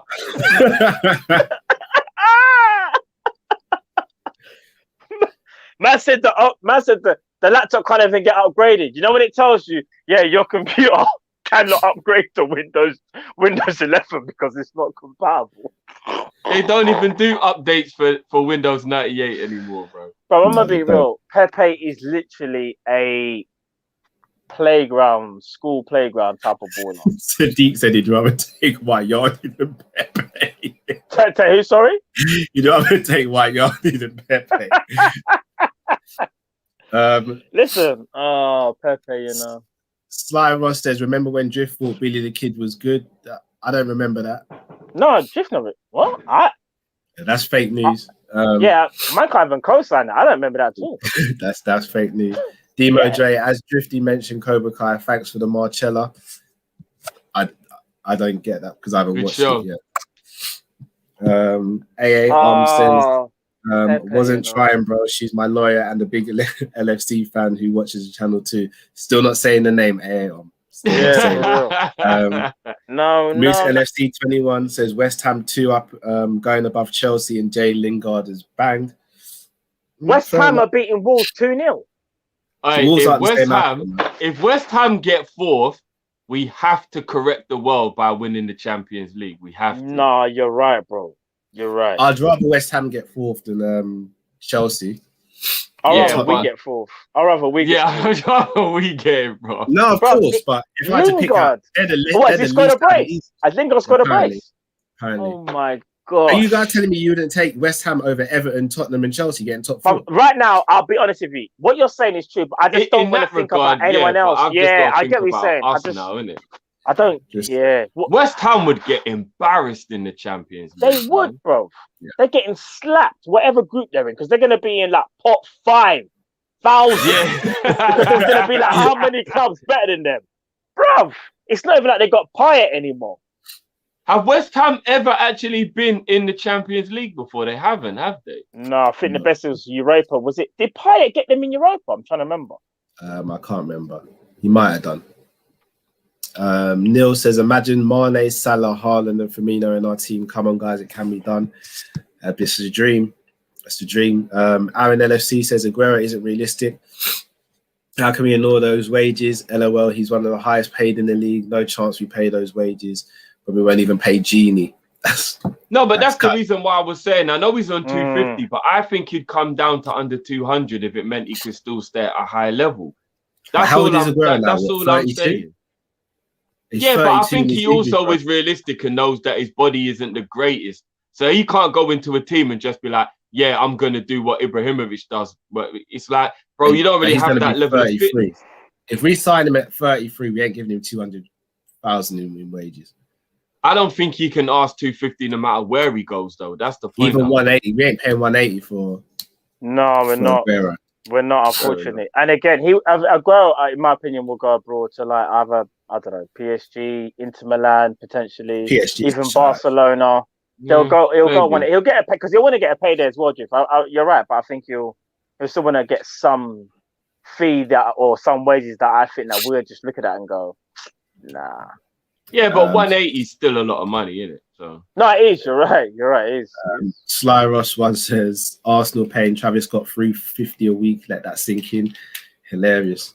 Just to go back to what is it about Arsenal when as soon as they, because what did give me joke about what White Yardie was saying during the bias preview show, he said that he thinks that he's walking around with the check in his pocket and it's weighing him down, so he needs to leave it at home because ever since he got that 350, the man ain't even running anymore. And what's mad is, remember when I told you afterwards, how crazy is it that after 20 minutes, he was actually blowing out of his arse? A professional footballer, he was exhausted. That's because he was chasing Trent, bro. He was chasing Trent. It don't matter who you're chasing. After 20 minutes, you should not be breathing that heavy, bro. The reason why I say that, Drift, again, Aubameyang is a centre forward. He's not a left winger as much as Arteta tries to play him. If you put Kane, Aguero, Haaland, and all them man in the role that he was doing, remember, he was defending on the edge of his box, bro. I hear that. That man will be blowing as well. He's not. It's true. I mean, Dirk Kuyt was a striker and got played right wing and didn't blow out. Dirk's different, bro. He's built different. Kyle's right. Though. Aubameyang, they're shoehorning him into that left-hand side because they're trying to work out balance just because he's quick. So they think, play him on the left and try and do a Mane inside forward and all that, bro. And it worked. It worked when no one knew what they were doing, but then they got found out, and now it doesn't work anymore. Bro, if you want to get the best out of Aubameyang, play him in the middle, or maybe playing with somebody up top. Like I don't understand why Arsenal sometimes don't even do a Leicester and play two up top. It's so mad because they've all jokes aside, they've got two strikers that are very different that should at least be able to play well together. Because they've got different skill sets, but they just kind of still feel like, we need to do this 4-3-3 thing. Liverpool have got the perfect blueprint and City, so we're just going to follow their route. That's how when people talk about Arteta and all this, Aubameyang should have followed the bird call instead of the paper trail. Yeah. He should have come to Liverpool. He should have followed the bird call. He chased the paper. No, and again, no disrespect to Arsenal. I don't need to shade them after what we did to them the other day. But real is real. If you are 31 years old and you pick a paycheck to stay at Arsenal where you know your club isn't going to win anything over trying to have your last big move and go somewhere for some ambition, then you deserve everything you're getting right now, bro. And if he ends up like Ozil, I would not be surprised. Bro, and just to correct, I've actually heard it's 375, not 350, but that's even better. Even better. Let me sip my drink. Bro, I don't care which one it is. Whichever one it is, he should have chased the bird call. He should have came to Liverpool, played for Klopp, and actually been on the verge of being able to win something. Because you know what? All jokes aside, Aubameyang up front, and I'm not even thinking about Kane. Aubameyang up front with Mane and Salah. I'm not even thinking about Kane. I don't even have to think about Kane. You know what I'm saying? So he's silly. And his family and his future generations, as Cal would say, they're set for life now. But your legacy is done out here, blood. Chose red Legacy. So when you're sitting in your gold rocking chair with your grandson on your lap, and he says, "Daddy, I know we're rich. Granddad, I know we're rich. But what did you win in football? Man can just sharp that charity shield, innit, dickhead." And the FA Cup. They won the FA Cup. Remember, FA Cup. FA Schmefe, man. Just real quick. So, Saka or Neto, who would you take given the choice? Neto, man. For me, Saka's having a better season, but do you know what I think that is? I think it's because he almost has to, and he's there. He's there everything. But then I think, do you know what it is? Wolves play more of a team game. Arsenal fans will all say the same thing, and I think this is true. This is playing no shade. Everything goes down the left-hand side, and this is not me even having a joke. Tierney and Saka are obviously clearly better than whether it's Cedric or Bellerin and Pepe or Saka usually plays on the right. Saka usually plays on the right. Oh, Saka's on the right, isn't it? If Pepe and Bellerin are their right side, you sure Pepe's not on the right? Are you sure Pepe's not on the right? No, Pepe's not. Sorry, Saka. No, Saka plays on the left. No, Saka plays on the left sometimes. Bro, Saka plays. People in the chat, does Saka play on the left or the right? I've seen Saka play bare on the left. Not bare. You've probably seen him play left back. But if Saka plays on the left and their right hand side is Bellerin and Pepe, their man are on some Quasimodo thing. But Trust I swear me. I've seen Saka. I know he's played both, yeah, but I've seen Saka play. He can play both, but this season he predominantly plays on the right. Fair enough. Well, all I'm gonna say is this, innit? Like, so what would that play? Would that be Pepe on the left then? I see this. Who knows, bro? No, Aubameyang in it. Aubameyang sometimes. Pepe no, but Aubameyang hasn't played left that much this season. That's what I was trying to say. Yes. Lacazette's been playing through the middle most of the season. No, but I haven't really seen Aubameyang on the left that much. I swear, I need to see a stat how many times he played on the left. And I'm not. It's not a deep thing. Not a deep thing. Smith Rowe's been playing on the left. Someone said. No, Smith Rowe's been playing 10. No, or have I got this wrong? Sometimes, not all the time. Oh, okay, fair enough. But Saka can play right and left wing. He can play both. Yeah, he can play both. Anyway, they're not selling Saka. That's all gas in my opinion. Should we leave this then? Should we just leave it? Yeah, I think that's paper talk. You know what? That is already after 1 year of signing a new deal. Saka going, look, I'm gonna bounce if you don't pay me more. You know. Because he probably only got like 50 grand a week because he was a kid. He's probably like, I want more or I'm off. I'm carrying this team already at like 19 years old. I want more money or I'm out. He's probably fed up, to be fair. Someone said Odegaard plays 10. Yes, only since he's come to the club. Before it was Smith Rowe. I'm telling you, Smith Rowe was playing 10 before Odegaard. Smith Rowe's been playing like number 8, kind of, innit? Like, I said Smith Rowe's been playing 10 before Odegaard. Correct me if I'm wrong, Arsenal fans, if you're in the chat or whatever. But on a serious question, before we go as well, yeah? Would you man take... I've got to say it with straight face. Hold on. All right, let me try and be serious for 1 second. Would you man take Nicolas Pepe for 10 mil if he was being sold? For 10 mil. Let's move on. Matt, you're just here for Ballot tonight, bro. Yeah, I'm answering seriously as well. You're just here for Ballot tonight. 10 mil. No, I'm good, bro. I'm good. 10 mil. What we saying? Minamino. I'd rather Minamino than Pepe. I'm not going to front. I've got one for Drift. Daka or Pepe? Daka. Yeah, Daka. Yeah, Drift had to think about it, though. No, it's not even close. Pepe's dead food, man. Hairline Dino. Naby has to start tomorrow. Pepe's just not the one. Yeah, he's not. Is he Pepe or Papa? Because man come like Cisse, blood. He's just terrible. Hairline Dino said Naby to start tomorrow. I don't think he will. Drifty Black Mr. Clean says top 5 best under 23 in the world on the spot, no thinking. Top 5. I don't know Saka's top 5 in the world. He's very good though. Yeah, he's a very good player. Yeah, I don't know if I'd put him top 5. That's going a bit too far personally, but Gangan Deep says our wage bill is very stringent and tight. Clubs like Man City and Leicester have the perfect wage structure. Arsenal and United's wage structure is shambolic, hence why it's rotten from top to bottom. You know when you have a bad grape in the batch and you just forget it's in there and you come back the next day and all the grapes are hairy. That's basically Arsenal's wage structure. All right, before we go, Sly Ross says City shopping at Harrods is shopping at the charity shop. Get some bargains in there apparently sometimes people say.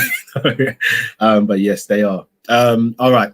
Joe K asked us what would be our ideal starting 11 for the beginning of next season. So Drift, I'll go with you first. Adrian in goal. Whatever. Oh, the people. All right, Alisson, Trent,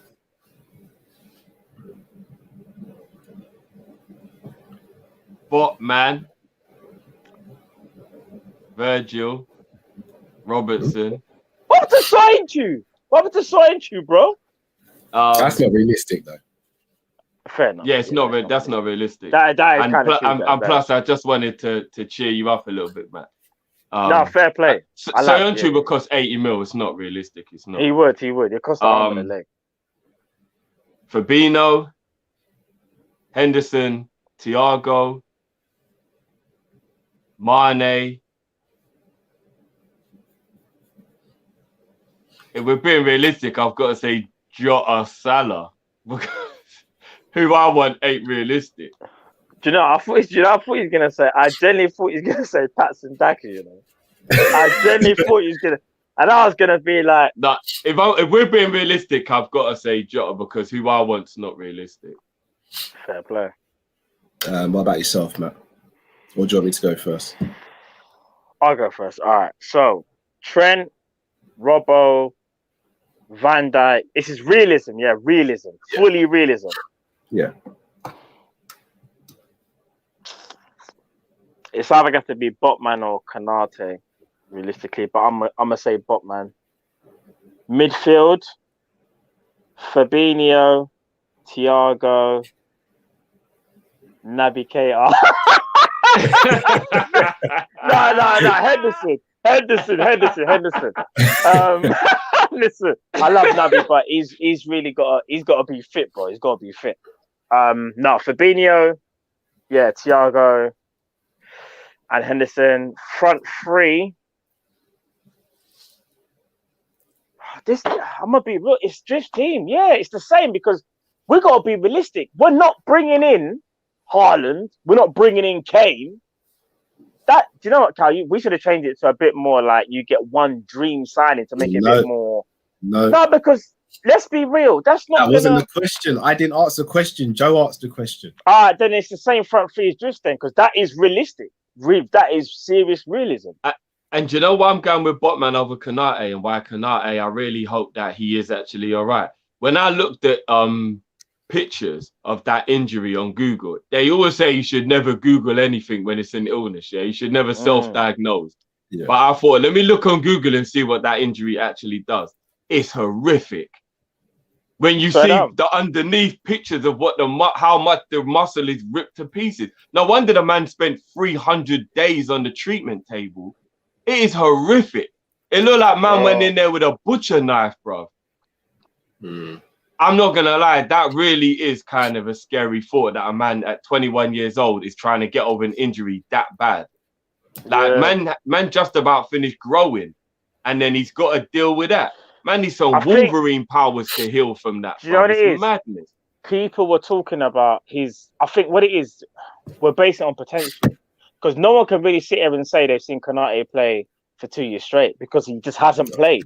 So you're basing it on a couple of games you've seen him, and even the scouts, if you're hearing the or online or whatever, they'll tell you the same thing. It's a case where they think, is he going to be better than Upamecano? Some people say yes, some people say no. It's taking that calculated gamble, isn't it? It really is. But I think Botman, for me, he's the guy right now. For me, he's the guy. So yeah. Hey, what does Leipzig do in training and in general? Why all of their defenders are just injured, like ravaged? Do you think maybe we bought Leipzig's basement? Do you think we bought it off them? Maybe something was going on. I don't know, bro. What you saying? It came for free with Naby, yeah? I was gonna say Nat Phillips or something. Why you got not Nat Phillips? Sorry. Oh my days, I forgot his name. That's how peak it is. No. Who's the guy? A hologram. Ben Davis. No, but if the basements come from Leipzig, only one person's come from Leipzig to Liverpool, isn't it? Yeah, but I was just trying to get away from that. Innit? Daniel Kenneth says, "Why don't we just play Firmino as a cam with two DMs? I think it would work better with Jota playing as striker." Agree. M to the O says, "Drifty, you said you don't want Kane to press. We'll do that for him. Just want him to score. Why not the same energy for Salah, who outscored him all?" because Salah's not as good with his back to goal. Look That's at the only reason I don't like Salah down the Look at middle. He's not as good with his back Look to goal. at it. But Mtono's got a point there. He's outscored Salah Kane every season. Come on, guys. I'm not gonna have a discussion about clinicalness and being a number 9 between Mo and Kane. I'm just not having that conversation. I'm not saying. And Salah think he's a didn't very get those good point. goals playing as a number 9. He got those goals playing as a right wing forward. It's different. I'm just saying. I think it's a fair comment, Drew. Do you know what it is? Fair enough. Drift, the whole But argument. Salah ain't playing number 9, so No, do you know what it is, Drift? The whole argument, even if I just take that out of it, it's a case of one's playing a striker, one's playing as right wing forward. The right wing forward's actually scored more than the striker. When you actually deep it, since he's come to Liverpool, that is kind of mad. Though I can't even front. That is mad. in a better team that's doing better though as well, because you'd have to. That's true. In context, you'd have to put context into it. 100%, because they're not getting the same amount of chances. Same amount of chances. Sorry. So yeah, I get it though. I get where he's coming from. 3-0 West Ham. Yeah. Shout out to LFC Aaron, who says big up on 20k and Kopish is the truth and everyone Cologne. Thank you, LFC Aaron. Neil says we are LFC Matt. We should be able to get who we want. So yeah, should for real, we should be. Unfortunately. For real. My 11 for starting next season would be Ali in goal, obviously. Trent, Robbo fullbacks, Virgil and Canate. Then I'm gonna go in midfield with Fabinho and Thiago. Bobby is a 10. And then Salah, Mane and Jota. Cal left the captain out, you know. I know I didn't. It hurt me to do it, but obviously he's not being left out for the whole season. I'm not gonna lie. You're gonna be getting some heat for that. You left out the captain for Bobby. Did. No, I'm not leaving him out for Bobby. I'm leaving him out. No, you are. Formation. You are. No, Don't do that. Cal, they said, what's your starting 11? Starting 11. You think's the best starting 11? So if this was Pro Evo where you could set the thing to no injury, you just left the captain out, bro. Guys, let me ask you a question. Is Fabinho and Thiago as a double pivot rubbish? Of course not. We're not saying that. Right, so I'm saying Henderson, for me, doesn't start this one game at the beginning of the season because I'm going for Fabinho. No, don't change it. We're talking about this. The question was, who starts for you? What's your starting 11? All right, let me ask you this. Do you think the captain, under what he's done for us, should be dropped for anybody? I think that's how I look at it. I'm going based on what I think Klopp will want to do is turn into a 4-2-3-1. You love Bobby too much. Let it go. Let it go. I'm saying, all right, so would you said I left out Hendo for Firmino. Are you playing Hendo in the 10? No. Exactly. No, but if you're doing 4-2-3-1, then you would play Thiago in the 10 then and put Henderson with Fabinho. Thiago's never played 10 for us and would never play 10. That's what you're actually dropping the captain. I can't believe and all jokes aside that. No. I get what you're saying, Cal, but let me be real, Cal. Your faith in Bobby, in that opening game, he best bang in a hat trick because you've left that the captain. I'm talking about him playing as a 10. If we're talking about centre midfield, you can argue either Fabinho, Henderson, or Fabinho, or Henderson and Thiago, but Henderson's not a 10. No, that's not. Listen, you can shift this whichever way you want, Cal. You just left Hendo out. I'm playing a 4-2-3-1. I don't care if you're playing a 6,036 one. Henderson, you're not playing him. You dropped him. I'm starting with what I perceive as my best team of a 4-2-3-1. Matt, leave him. Matt, leave him. Captain. I don't think what I've said is that crazy. You might disagree with me. Kopish community, get him. So hold on. Are you telling me since Fabinho and Thiago have been playing a double pivot, we haven't looked very good? No, that's not what. No, see, Cal, this is what we're saying. You dropped the captain, Cal. You've dropped the captain, though. Regardless of formation. So is he an automatic starter then? Yes. The way Henderson's playing. Is Henderson's an automatic starter? Cal, can I be real? In my team? In a 4-2-3-1. No, I don't care what the formation is. Right, Henderson plays. I get what you're spinning it. This is how he's spinning it. I get it. My question. None of you answered my question. I get it. No, Cal, I get it. In a 4-2-3-1, I hear what you're saying. even I kind of agree with you. Yes, because I kind of feel like the best to get out of Thiago is to kind of go back to what he was doing at Bayern. And when he was at Bayern, he had Goretzka with him. But if it's a 4-3-3, Henderson walks into the team. It's not even a thing. But this is your choice. This ain't. This is you're picking this. So you're saying you would rather go 4-2-3-1 rather than going 4-3-3, and you don't want to keep the captain in there. I don't want 4-3-3 anymore. I don't. I want 4-2-3-1. I want to see Jota playing up top, and I want to see a natural 10 playing behind the front three. So I don't think that's that crazy. It's not I'm that. not saying that anyone can't disagree, but to say like if I was saying it, if we didn't have Thiago, Liverpool just said, "Cal, get well soon." No, I get what Cal's saying. No, you're right for your formation. I get it. It fits. No, your formation is right. Gomez as well. But no. What you're saying is not wrong for formation. I'm just saying, me personally, I think based on what everyone's done, in my opinion, since they've been at Liverpool, Henderson is kind of undroppable. And in my opinion, and again, I don't. It's your opinion, innit? I'm not gonna say it's not right, but I'm just saying you can't drop the captain because even though you want to change formation, if we play a 4-2-3-1, who do you leave out for Henderson? You're right. But I wouldn't go 4-2. I would probably start the season 4-3-3, and like what Klopp has done. If we need to change it, you change it in game. But you can't not start the captain, in my opinion. That's all I'm saying. It's the diet. Your opinion. It's the diet, Matt. It's the diet. Not. All right. So again, none of you've answered my question. He's not getting enough energy, bro. None of you have answered my question. If Henderson gives you wings. if we're playing a 4-2-3-1, which is what Klopp ideally wants to do, we've seen it. That's the reason he brought in Thiago. He's not brought in Thiago to play a 4-3-3 all season. He's not brought in Jota to do that all season. Who sits down for Henderson?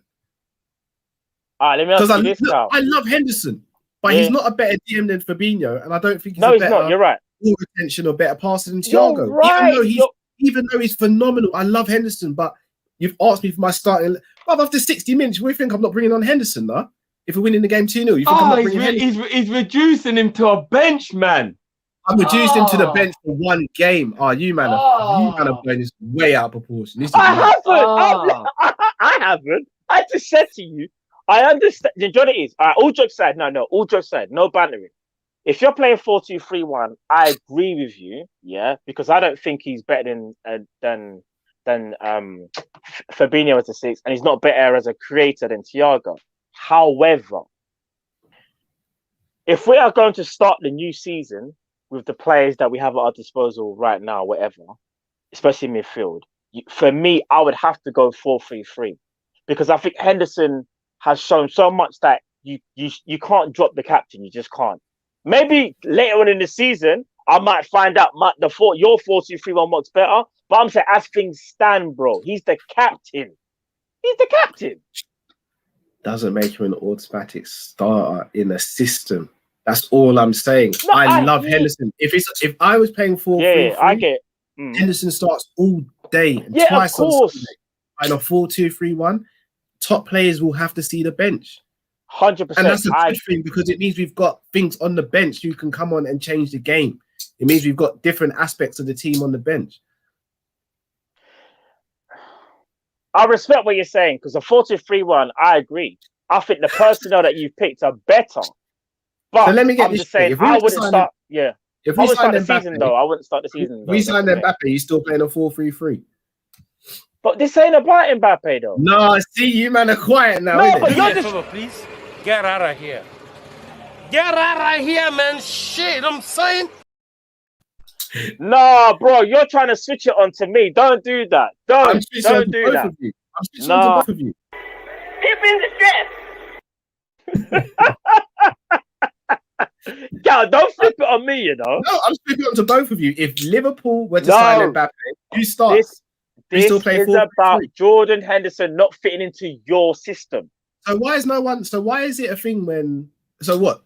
Gomez has been dropped by all three of us. Why has nothing been said about that then? What the hell are you talking about? I am a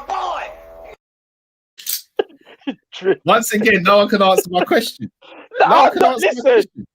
Listen, Cal, I'm just saying. Why is no one saying them? Why isn't Gomez an automatic? No, that's true, you know. You're deflecting. You lot are deflecting. You've got no arguments to come back with. You've got no arguments to come back with.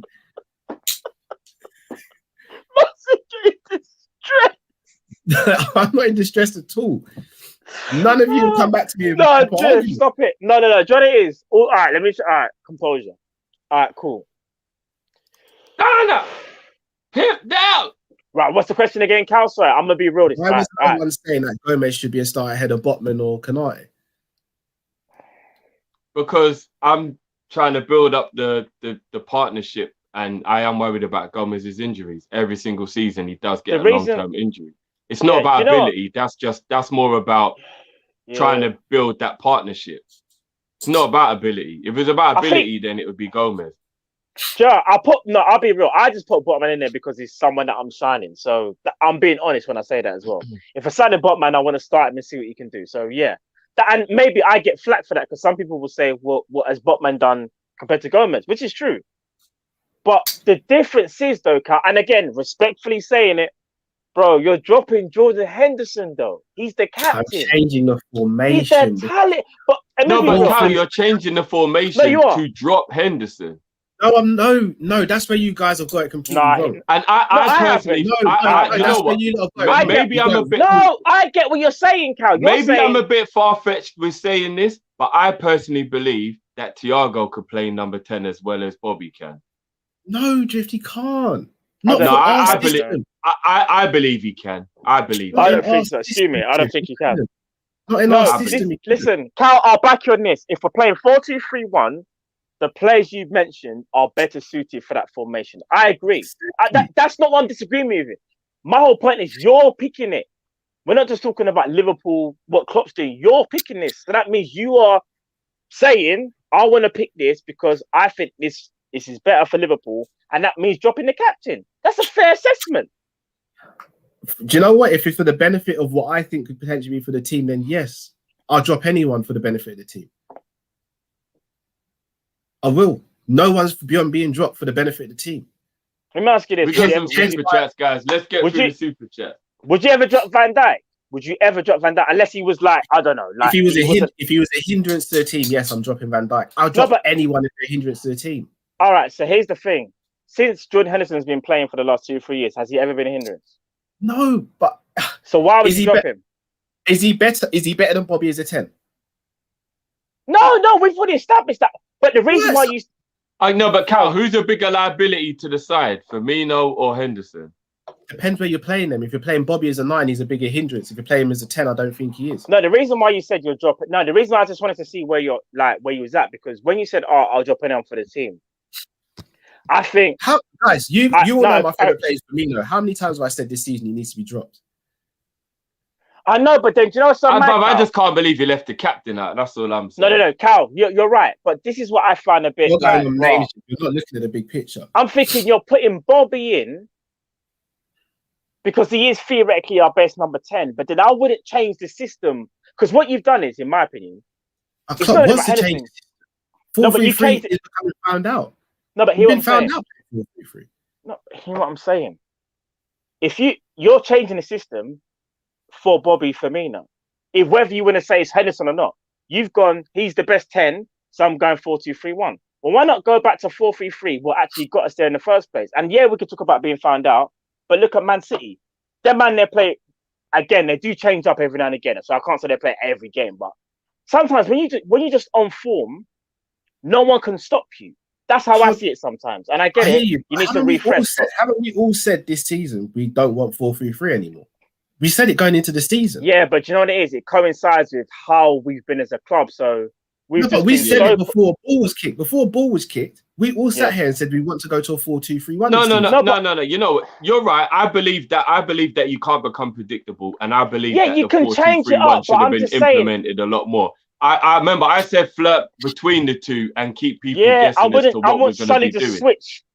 But I also, in hindsight now, I do agree with Matt that what he's saying is right.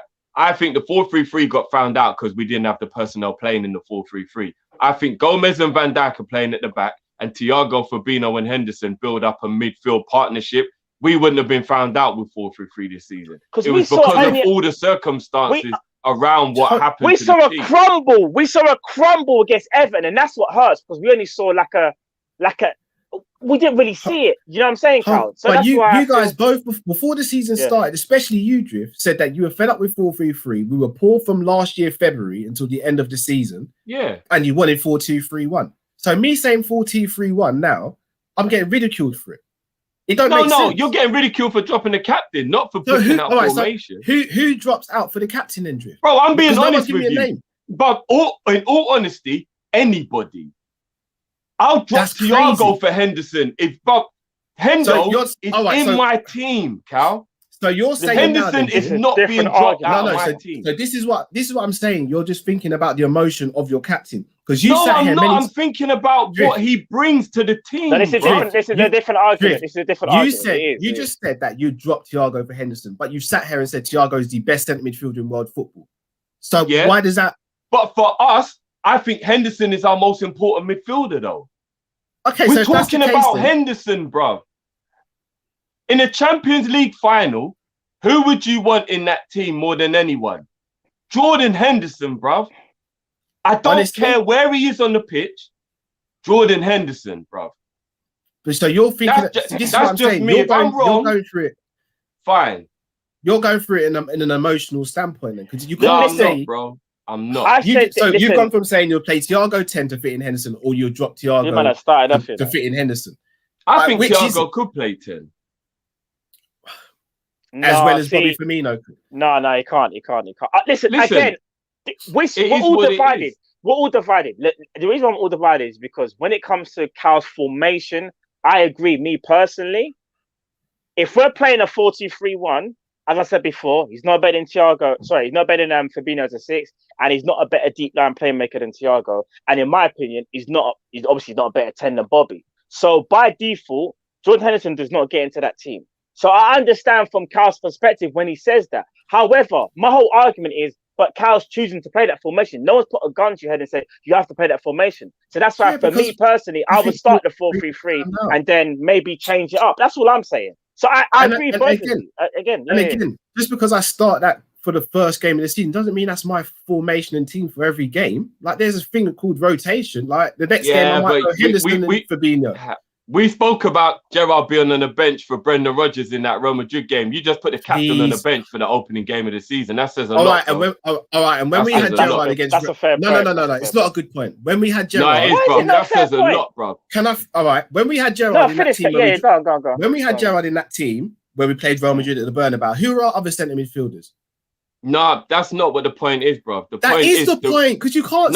It's a statement to Henderson... that as our opening game of the season, you're on the bench, bro. It's a statement, bro. You're on the bench, bro. Cal, let me ask you a question. None of you have answered my question. Who else did we have in midfield when we had Gerrard benched against Real Madrid? Tell me the name. I don't remember the starting lineup for that. Lucas Leiva, Joe Allen, Jordan Henderson.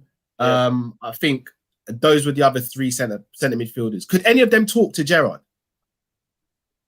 No, that's not what it was about. It was about all I'm saying is leaving him out. No, but Cal, all I'm saying is this. No. Guys, we don't need to argue. We disagree to disagree. But all I'm saying is this, yeah. Cal, from a footballing perspective, me personally, and again, it's just me. I think if you drop the captain at the first game of the season, your captain's going to be fuming, regardless of however you want to spin it. And that's all I'm saying, because I think as captain, you want to play every game. Everyone knows that. But I think opening game of the season, you want to lead your team out, Cal. I think Jordan Henderson would have a problem with that. And I don't think I'm wrong for saying that. If you disagree, fair enough. But I'm just saying, I think if you don't start your captain, that kind of does send a message to him. You're challenging him, saying to me, can you get into my system playing the way we're playing now? Or do I need to change the formation to get you in it? Because you've kind of sent a message to him, in my opinion. That's what I'm saying. In my opinion, I've said the first game of the season, that's what I'd go with. In the next game, I may change the formation and may change the personnel. In the game after that, I might as well. But for one game, for the first game, that's the formation and the team I'd go with. doesn't mean Henderson hasn't got a Liverpool career. Doesn't mean no, we're not saying that. We're not saying that because we haven't spoken about him. Again, when we compare him to Gerrard getting dropped at Real Madrid, Gerrard was our best centre midfielder by leaps and bounds.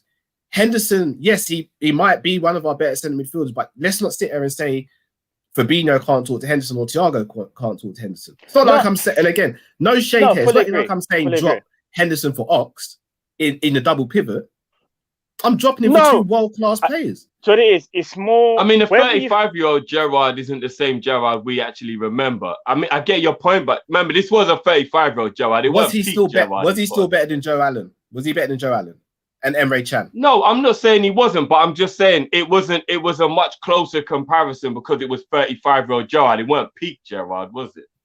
But whether Gerrard's 40, is Joe Allen and Emre Can or Lucas Leiva telling Gerrard to sit down? No, Cal, we understand that. You must get my point. Trying to say, though. I don't with that one, Drift. He left an old Gerrard out, not a peak Gerrard. Like, it's a little bit different. But the point is, it was a bad decision. Our top goal scorer that season. But the reason I used it as a comparison, Cal, is because it was a statement, and the statement didn't look good.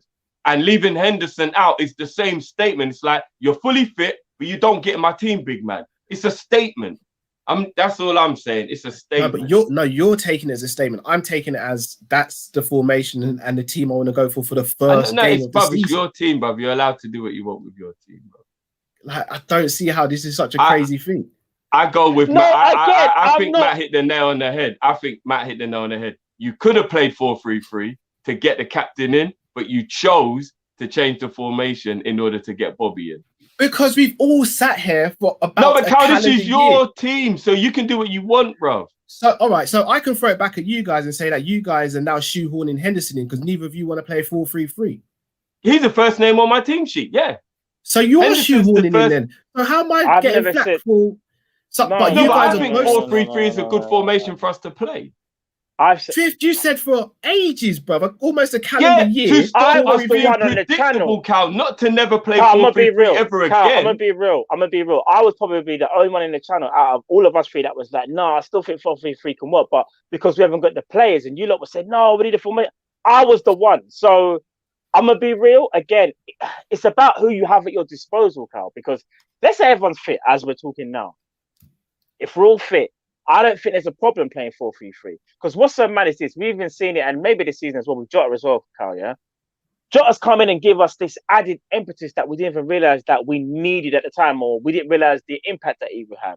And yes, there's been times when we changed formation, but there's been times when we haven't. For example, when we played Atlanta, and that's only one game, but we played the 4-3-3, we battered them, man, and Jota got a hat-trick. So again, it's mad. I agree with both. But the bottom line is this, and this is no shakeout, because for your formation, I agree with you. I do agree with you. If you're playing a 4-2-3-1, for me, I think Thiago and Fabinho play better in a double pivot. But, Cal, it's all love, but you chose that formation. Because I want to see a change. I want to see a change in formation. I don't think it's that deep, but I just... You're absolutely right in what you're saying, in terms of 4-3-3, when I that game against Atalanta, but we also went 6 games losing in a row at home, playing 4-3-3 as well. So that's true. Yeah, but that was without a fully fit squad, Cal. That's no Van Dijk, no Gomez. Like Henderson weren't even playing in those games. Playing centre back though. Centre mids are playing centre back. No, I hear you, but we're playing 4-2-3-1 right now, and we're looking good without Gomez and Virgil as well. True. Listen, so there's arguments for both sides. Look, I don't have a problem with 4-2-3-1 and 4-3-3 are the two formations that I think we should flirt between. I never said get rid of 4-3-3, but we were becoming predictable in our situation. So it was like, switch it up. I agree, I did say that. But I never said don't ever go back to 4-3-3. So if you're asking me... not to either. No, but what I'm saying is, as Matt said, opening game of the season, for next season, who are you playing? If you deliberately go 4-2-3-1, and you know it means the captain's being left out, and you won't think about leaving him out, for me, I think that's a bad call. That's all I'm saying. I think that's a bad call. So you're saying we can never drop Henderson? No, Henderson's the first name on the team sheet, Kai, in my opinion, honestly. So what message does that send out to the rest of the squad then? Follow your captain. No, it doesn't, Drift. It doesn't at all. It says no matter how bad someone plays, they're going to start no matter what. You man, but this is no, but now we're not talking about form and that, Cal, because when was the last time Henderson was in poor form? He's probably one of the most consistent players. This is the easiest way for me to say it. If you're the captain of one of the best clubs in the world, if that captain gets dropped for the opening game, whether it's a final, whether it's a pivotal game, a big game, the captain is going to ask questions. Whether you change the formation, the captain's still going to come to your office. That's just me, how I would see it. I reckon, and again, Carl, I could be wrong. I'm talking like I'm some ex-Premier League baller, even though I played like Iron Robin. But that's not the point. If, and I say if Jordan Henderson was dropped, say for next season, I generally think he'll be like, right, like, what's going on? Like, I'm not picked. And that's what I'm saying. No, bro, because it's the opener. It's a pride thing as well. And then Cal, when that team wins, how do you bring him in for the next game then? So what, automatically, when Henderson doesn't play, we lose, yeah? No, what I'm saying is if that 11 wins and they win convincingly, you can't change it. You got to keep that winning team. So when does Henderson come back in? So it ain't just the first game. It could be like 10 games. So hold on, we don't rotate. So we're going to keep the same exact 11. I knew Carl was going to say that. Now, come on, guys, let's be real. Let's leave it. Let's agree to disagree. Let's agree to disagree. I've said this. Listen, again, I'll stress it one more time because I don't want people to kind of take things out of context from any one of us three. Because we all have valid points. Again, 4-2-3-1, in my opinion, Henderson is not best suited for that formation when you've got Thiago and Fabinho. That's just my opinion. That's my only and that's what Carl's saying. That's what Carl's saying. However, if you're the manager, you don't have to play that formation, though. You don't have to put Bobby. No. You didn't even let me finish. You know, all right, cool. It's cool. You didn't even let me finish, bro. All right, go on. It doesn't matter. It don't even matter. It don't even matter, bro. So I'll tell you what it is. I don't understand why you guys have just completely shut down my logic on what I've said and turning it into a thing where I'm dropping Henderson. I shut it down? I've tried to explain it. Bro, I'm the one that said to you, I agree with you in terms of the formation that you're playing. It best suits the players that you've picked, which is fine, Cal. That's not what I'm arguing. You do realize that, right? No, but again, my argument has always been, we've sat here so many times and said, and again, for people saying I want to shoehorn Bobby in the team, like, allow it, man. Like, if you watch the channel regularly, you'll know how many times I've said Bobby should be dropped. So if that's your agenda, you do your thing in it. If we sign Jack Grealish tomorrow, Bobby's on the bench. Cal, Drift is more on the left side, so to speak. I'm more on the right side, if however you want to call it, yeah?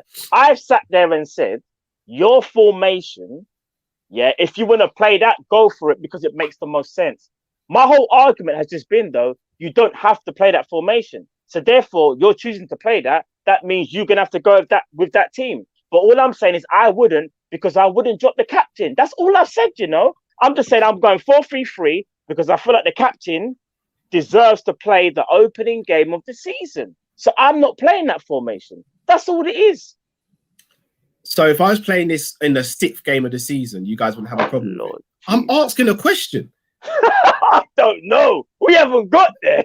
No, Cal, I'll be completely honest with you. If Henderson is in form and he's fit, he plays. Simple. All right, so I'm asking, if I did this 6th game into the season, would you guys have a problem? No, it'd be a problem. You'd have to do like 20 games in and I'm gonna be real. I'm gonna be real. No, do you know what? No, so we're gonna burn these players out, basically.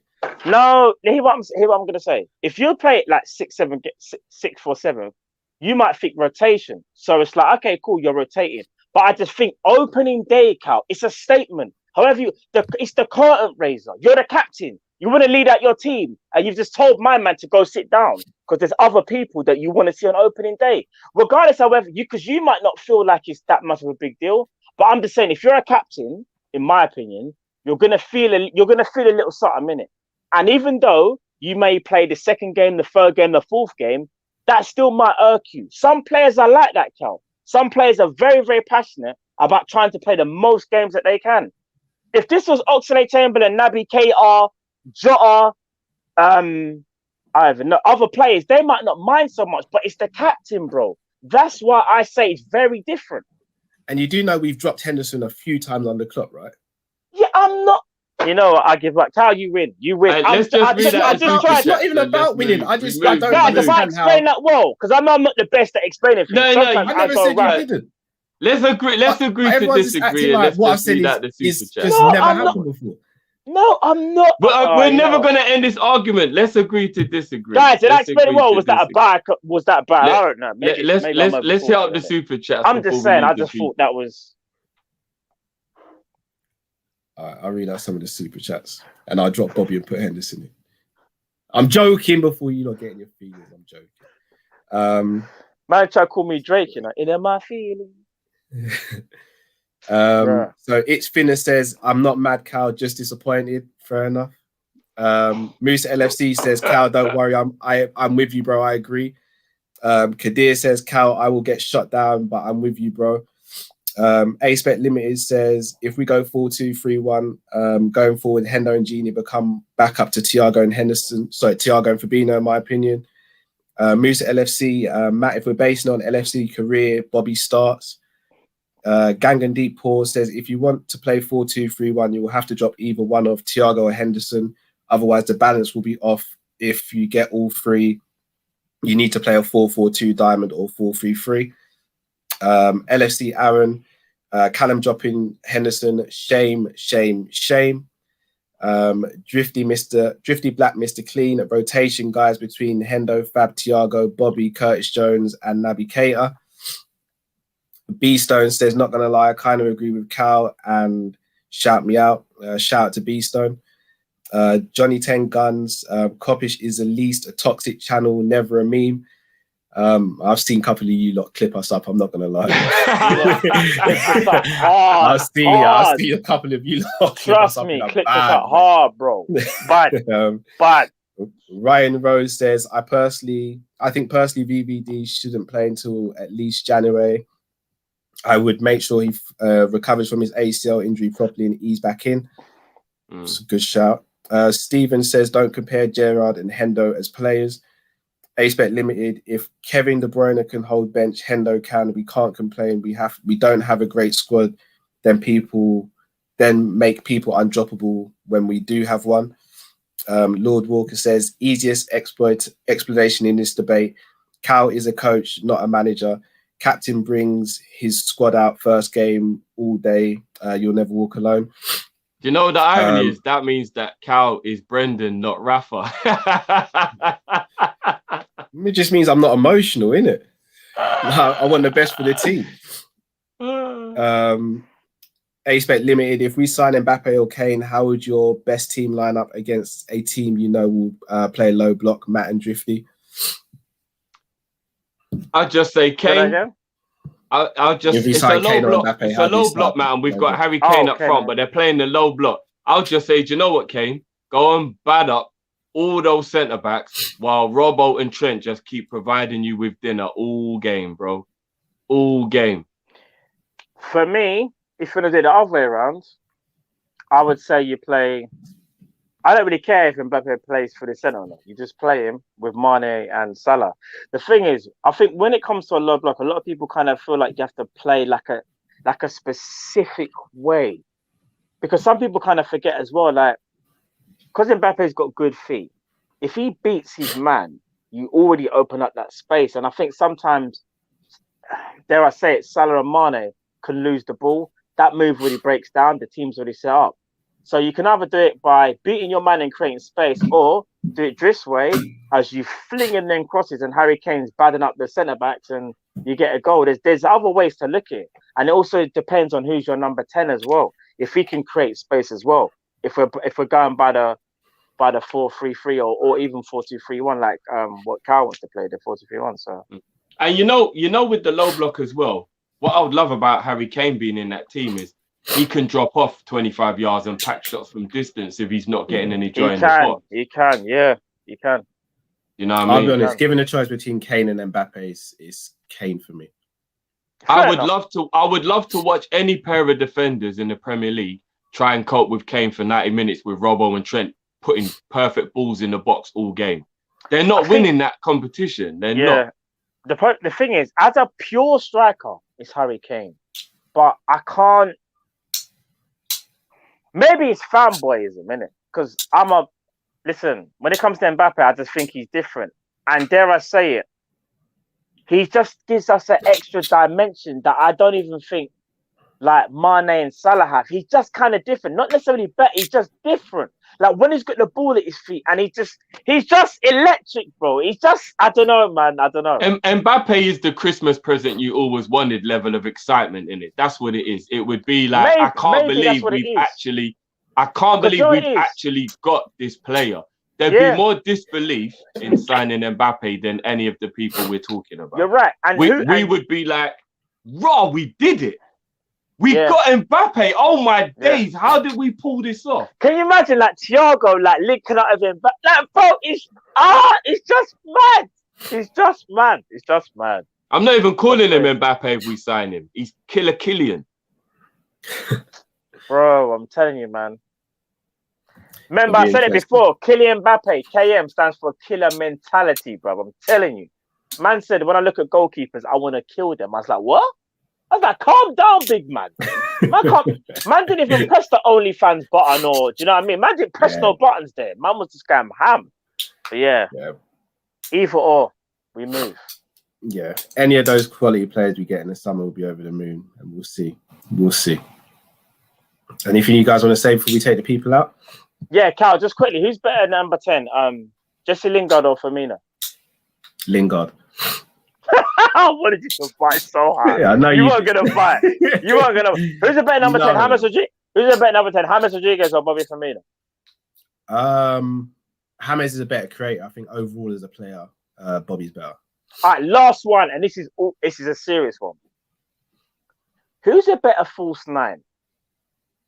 Bobby Firmino or Benzema? You probably. I thought he was going to say Harry Kane. You know. No. You might have to go Karim. You might go Karim. You know. I disagree.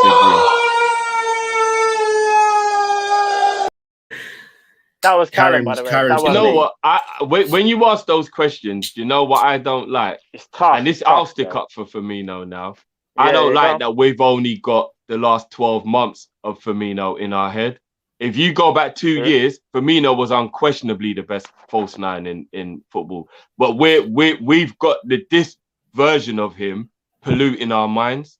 So I'll even stick up for Firmino on that one. The thing is, it depends what you want from your false nine. It is. That's what I was gonna say. Listen, because Benzema's a better goal scorer, but I'd say Bobby's a better creator. I remember peak Firmino that was moving to Man City, chipping goalkeepers and like you know. So I'm not just gonna think about the one now that's like getting older. We've ran him into the ground. He's lost all his confidence, all that. Because you want to know what? Go back to Christmas time and remember those 2 finishes against Crystal Palace. Yeah, but we can't pull those out because Benzema's been doing this for years upon years upon years, bro. And his consistency has been mad. Yeah, he has, but he's doing it in the better team in the league. So most of the time he's getting like all the joy he wants, isn't it? I suppose. But yeah, I think it depends on what you want from your false nine. If you want a goal scoring false nine, then Kane and Benzema are your ones. If you want a creative, then Firmino has an argument to say he's the one. Firmino looks the best doing it as well. Yeah, you know, I don't really care about who looks the best though. I do. No, doesn't do anything for me. I'm all about that effectiveness. So I've seen a couple of guys saying their predictions. Guys, we actually did a preview. So there's like a whole preview show as well, guys. So just if you didn't get to see it, just go over and check out the preview where we chopped it up and spoke about all that. And well, next time we see you guys, we may or may not be happy. Who knows? For real, bro. Tomorrow evening, it goes down. Be there for the match review, people. It's going to be a mad one. Whether we win, lose, or draw, going to be crazy. Oh, and catch us on Insta for a 10-15 minute build up to the game when we know what the teams are and everything as well. And if you don't know as well, we got a halftime show that we do, guys, as well. That is either on Instagram or on Twitch and Twitter. Twitch as well, you can catch as well. So you know what I mean. We'll see. Indeed. Just a little spoiler alert in the preview. These two were pissing in the wind hard. Don't And do just that. another spoiler. Listen. In another spoiler, Drifty was being pessimistic. As hard. Yeah. For I real. don't even think I was being pessimistic. For real. Anyway. For real. But yes, people, massive thank to everyone who's been watching. Do smash the like button before you go. Subscribe if you're new to the channel. We said we're now on our road, off 20k, on our road to 30k now. So please do subscribe and share this video around as well. And until tomorrow, people, stay safe, stay blessed. We are Kopish and we are out, people. Take care. We move. Free.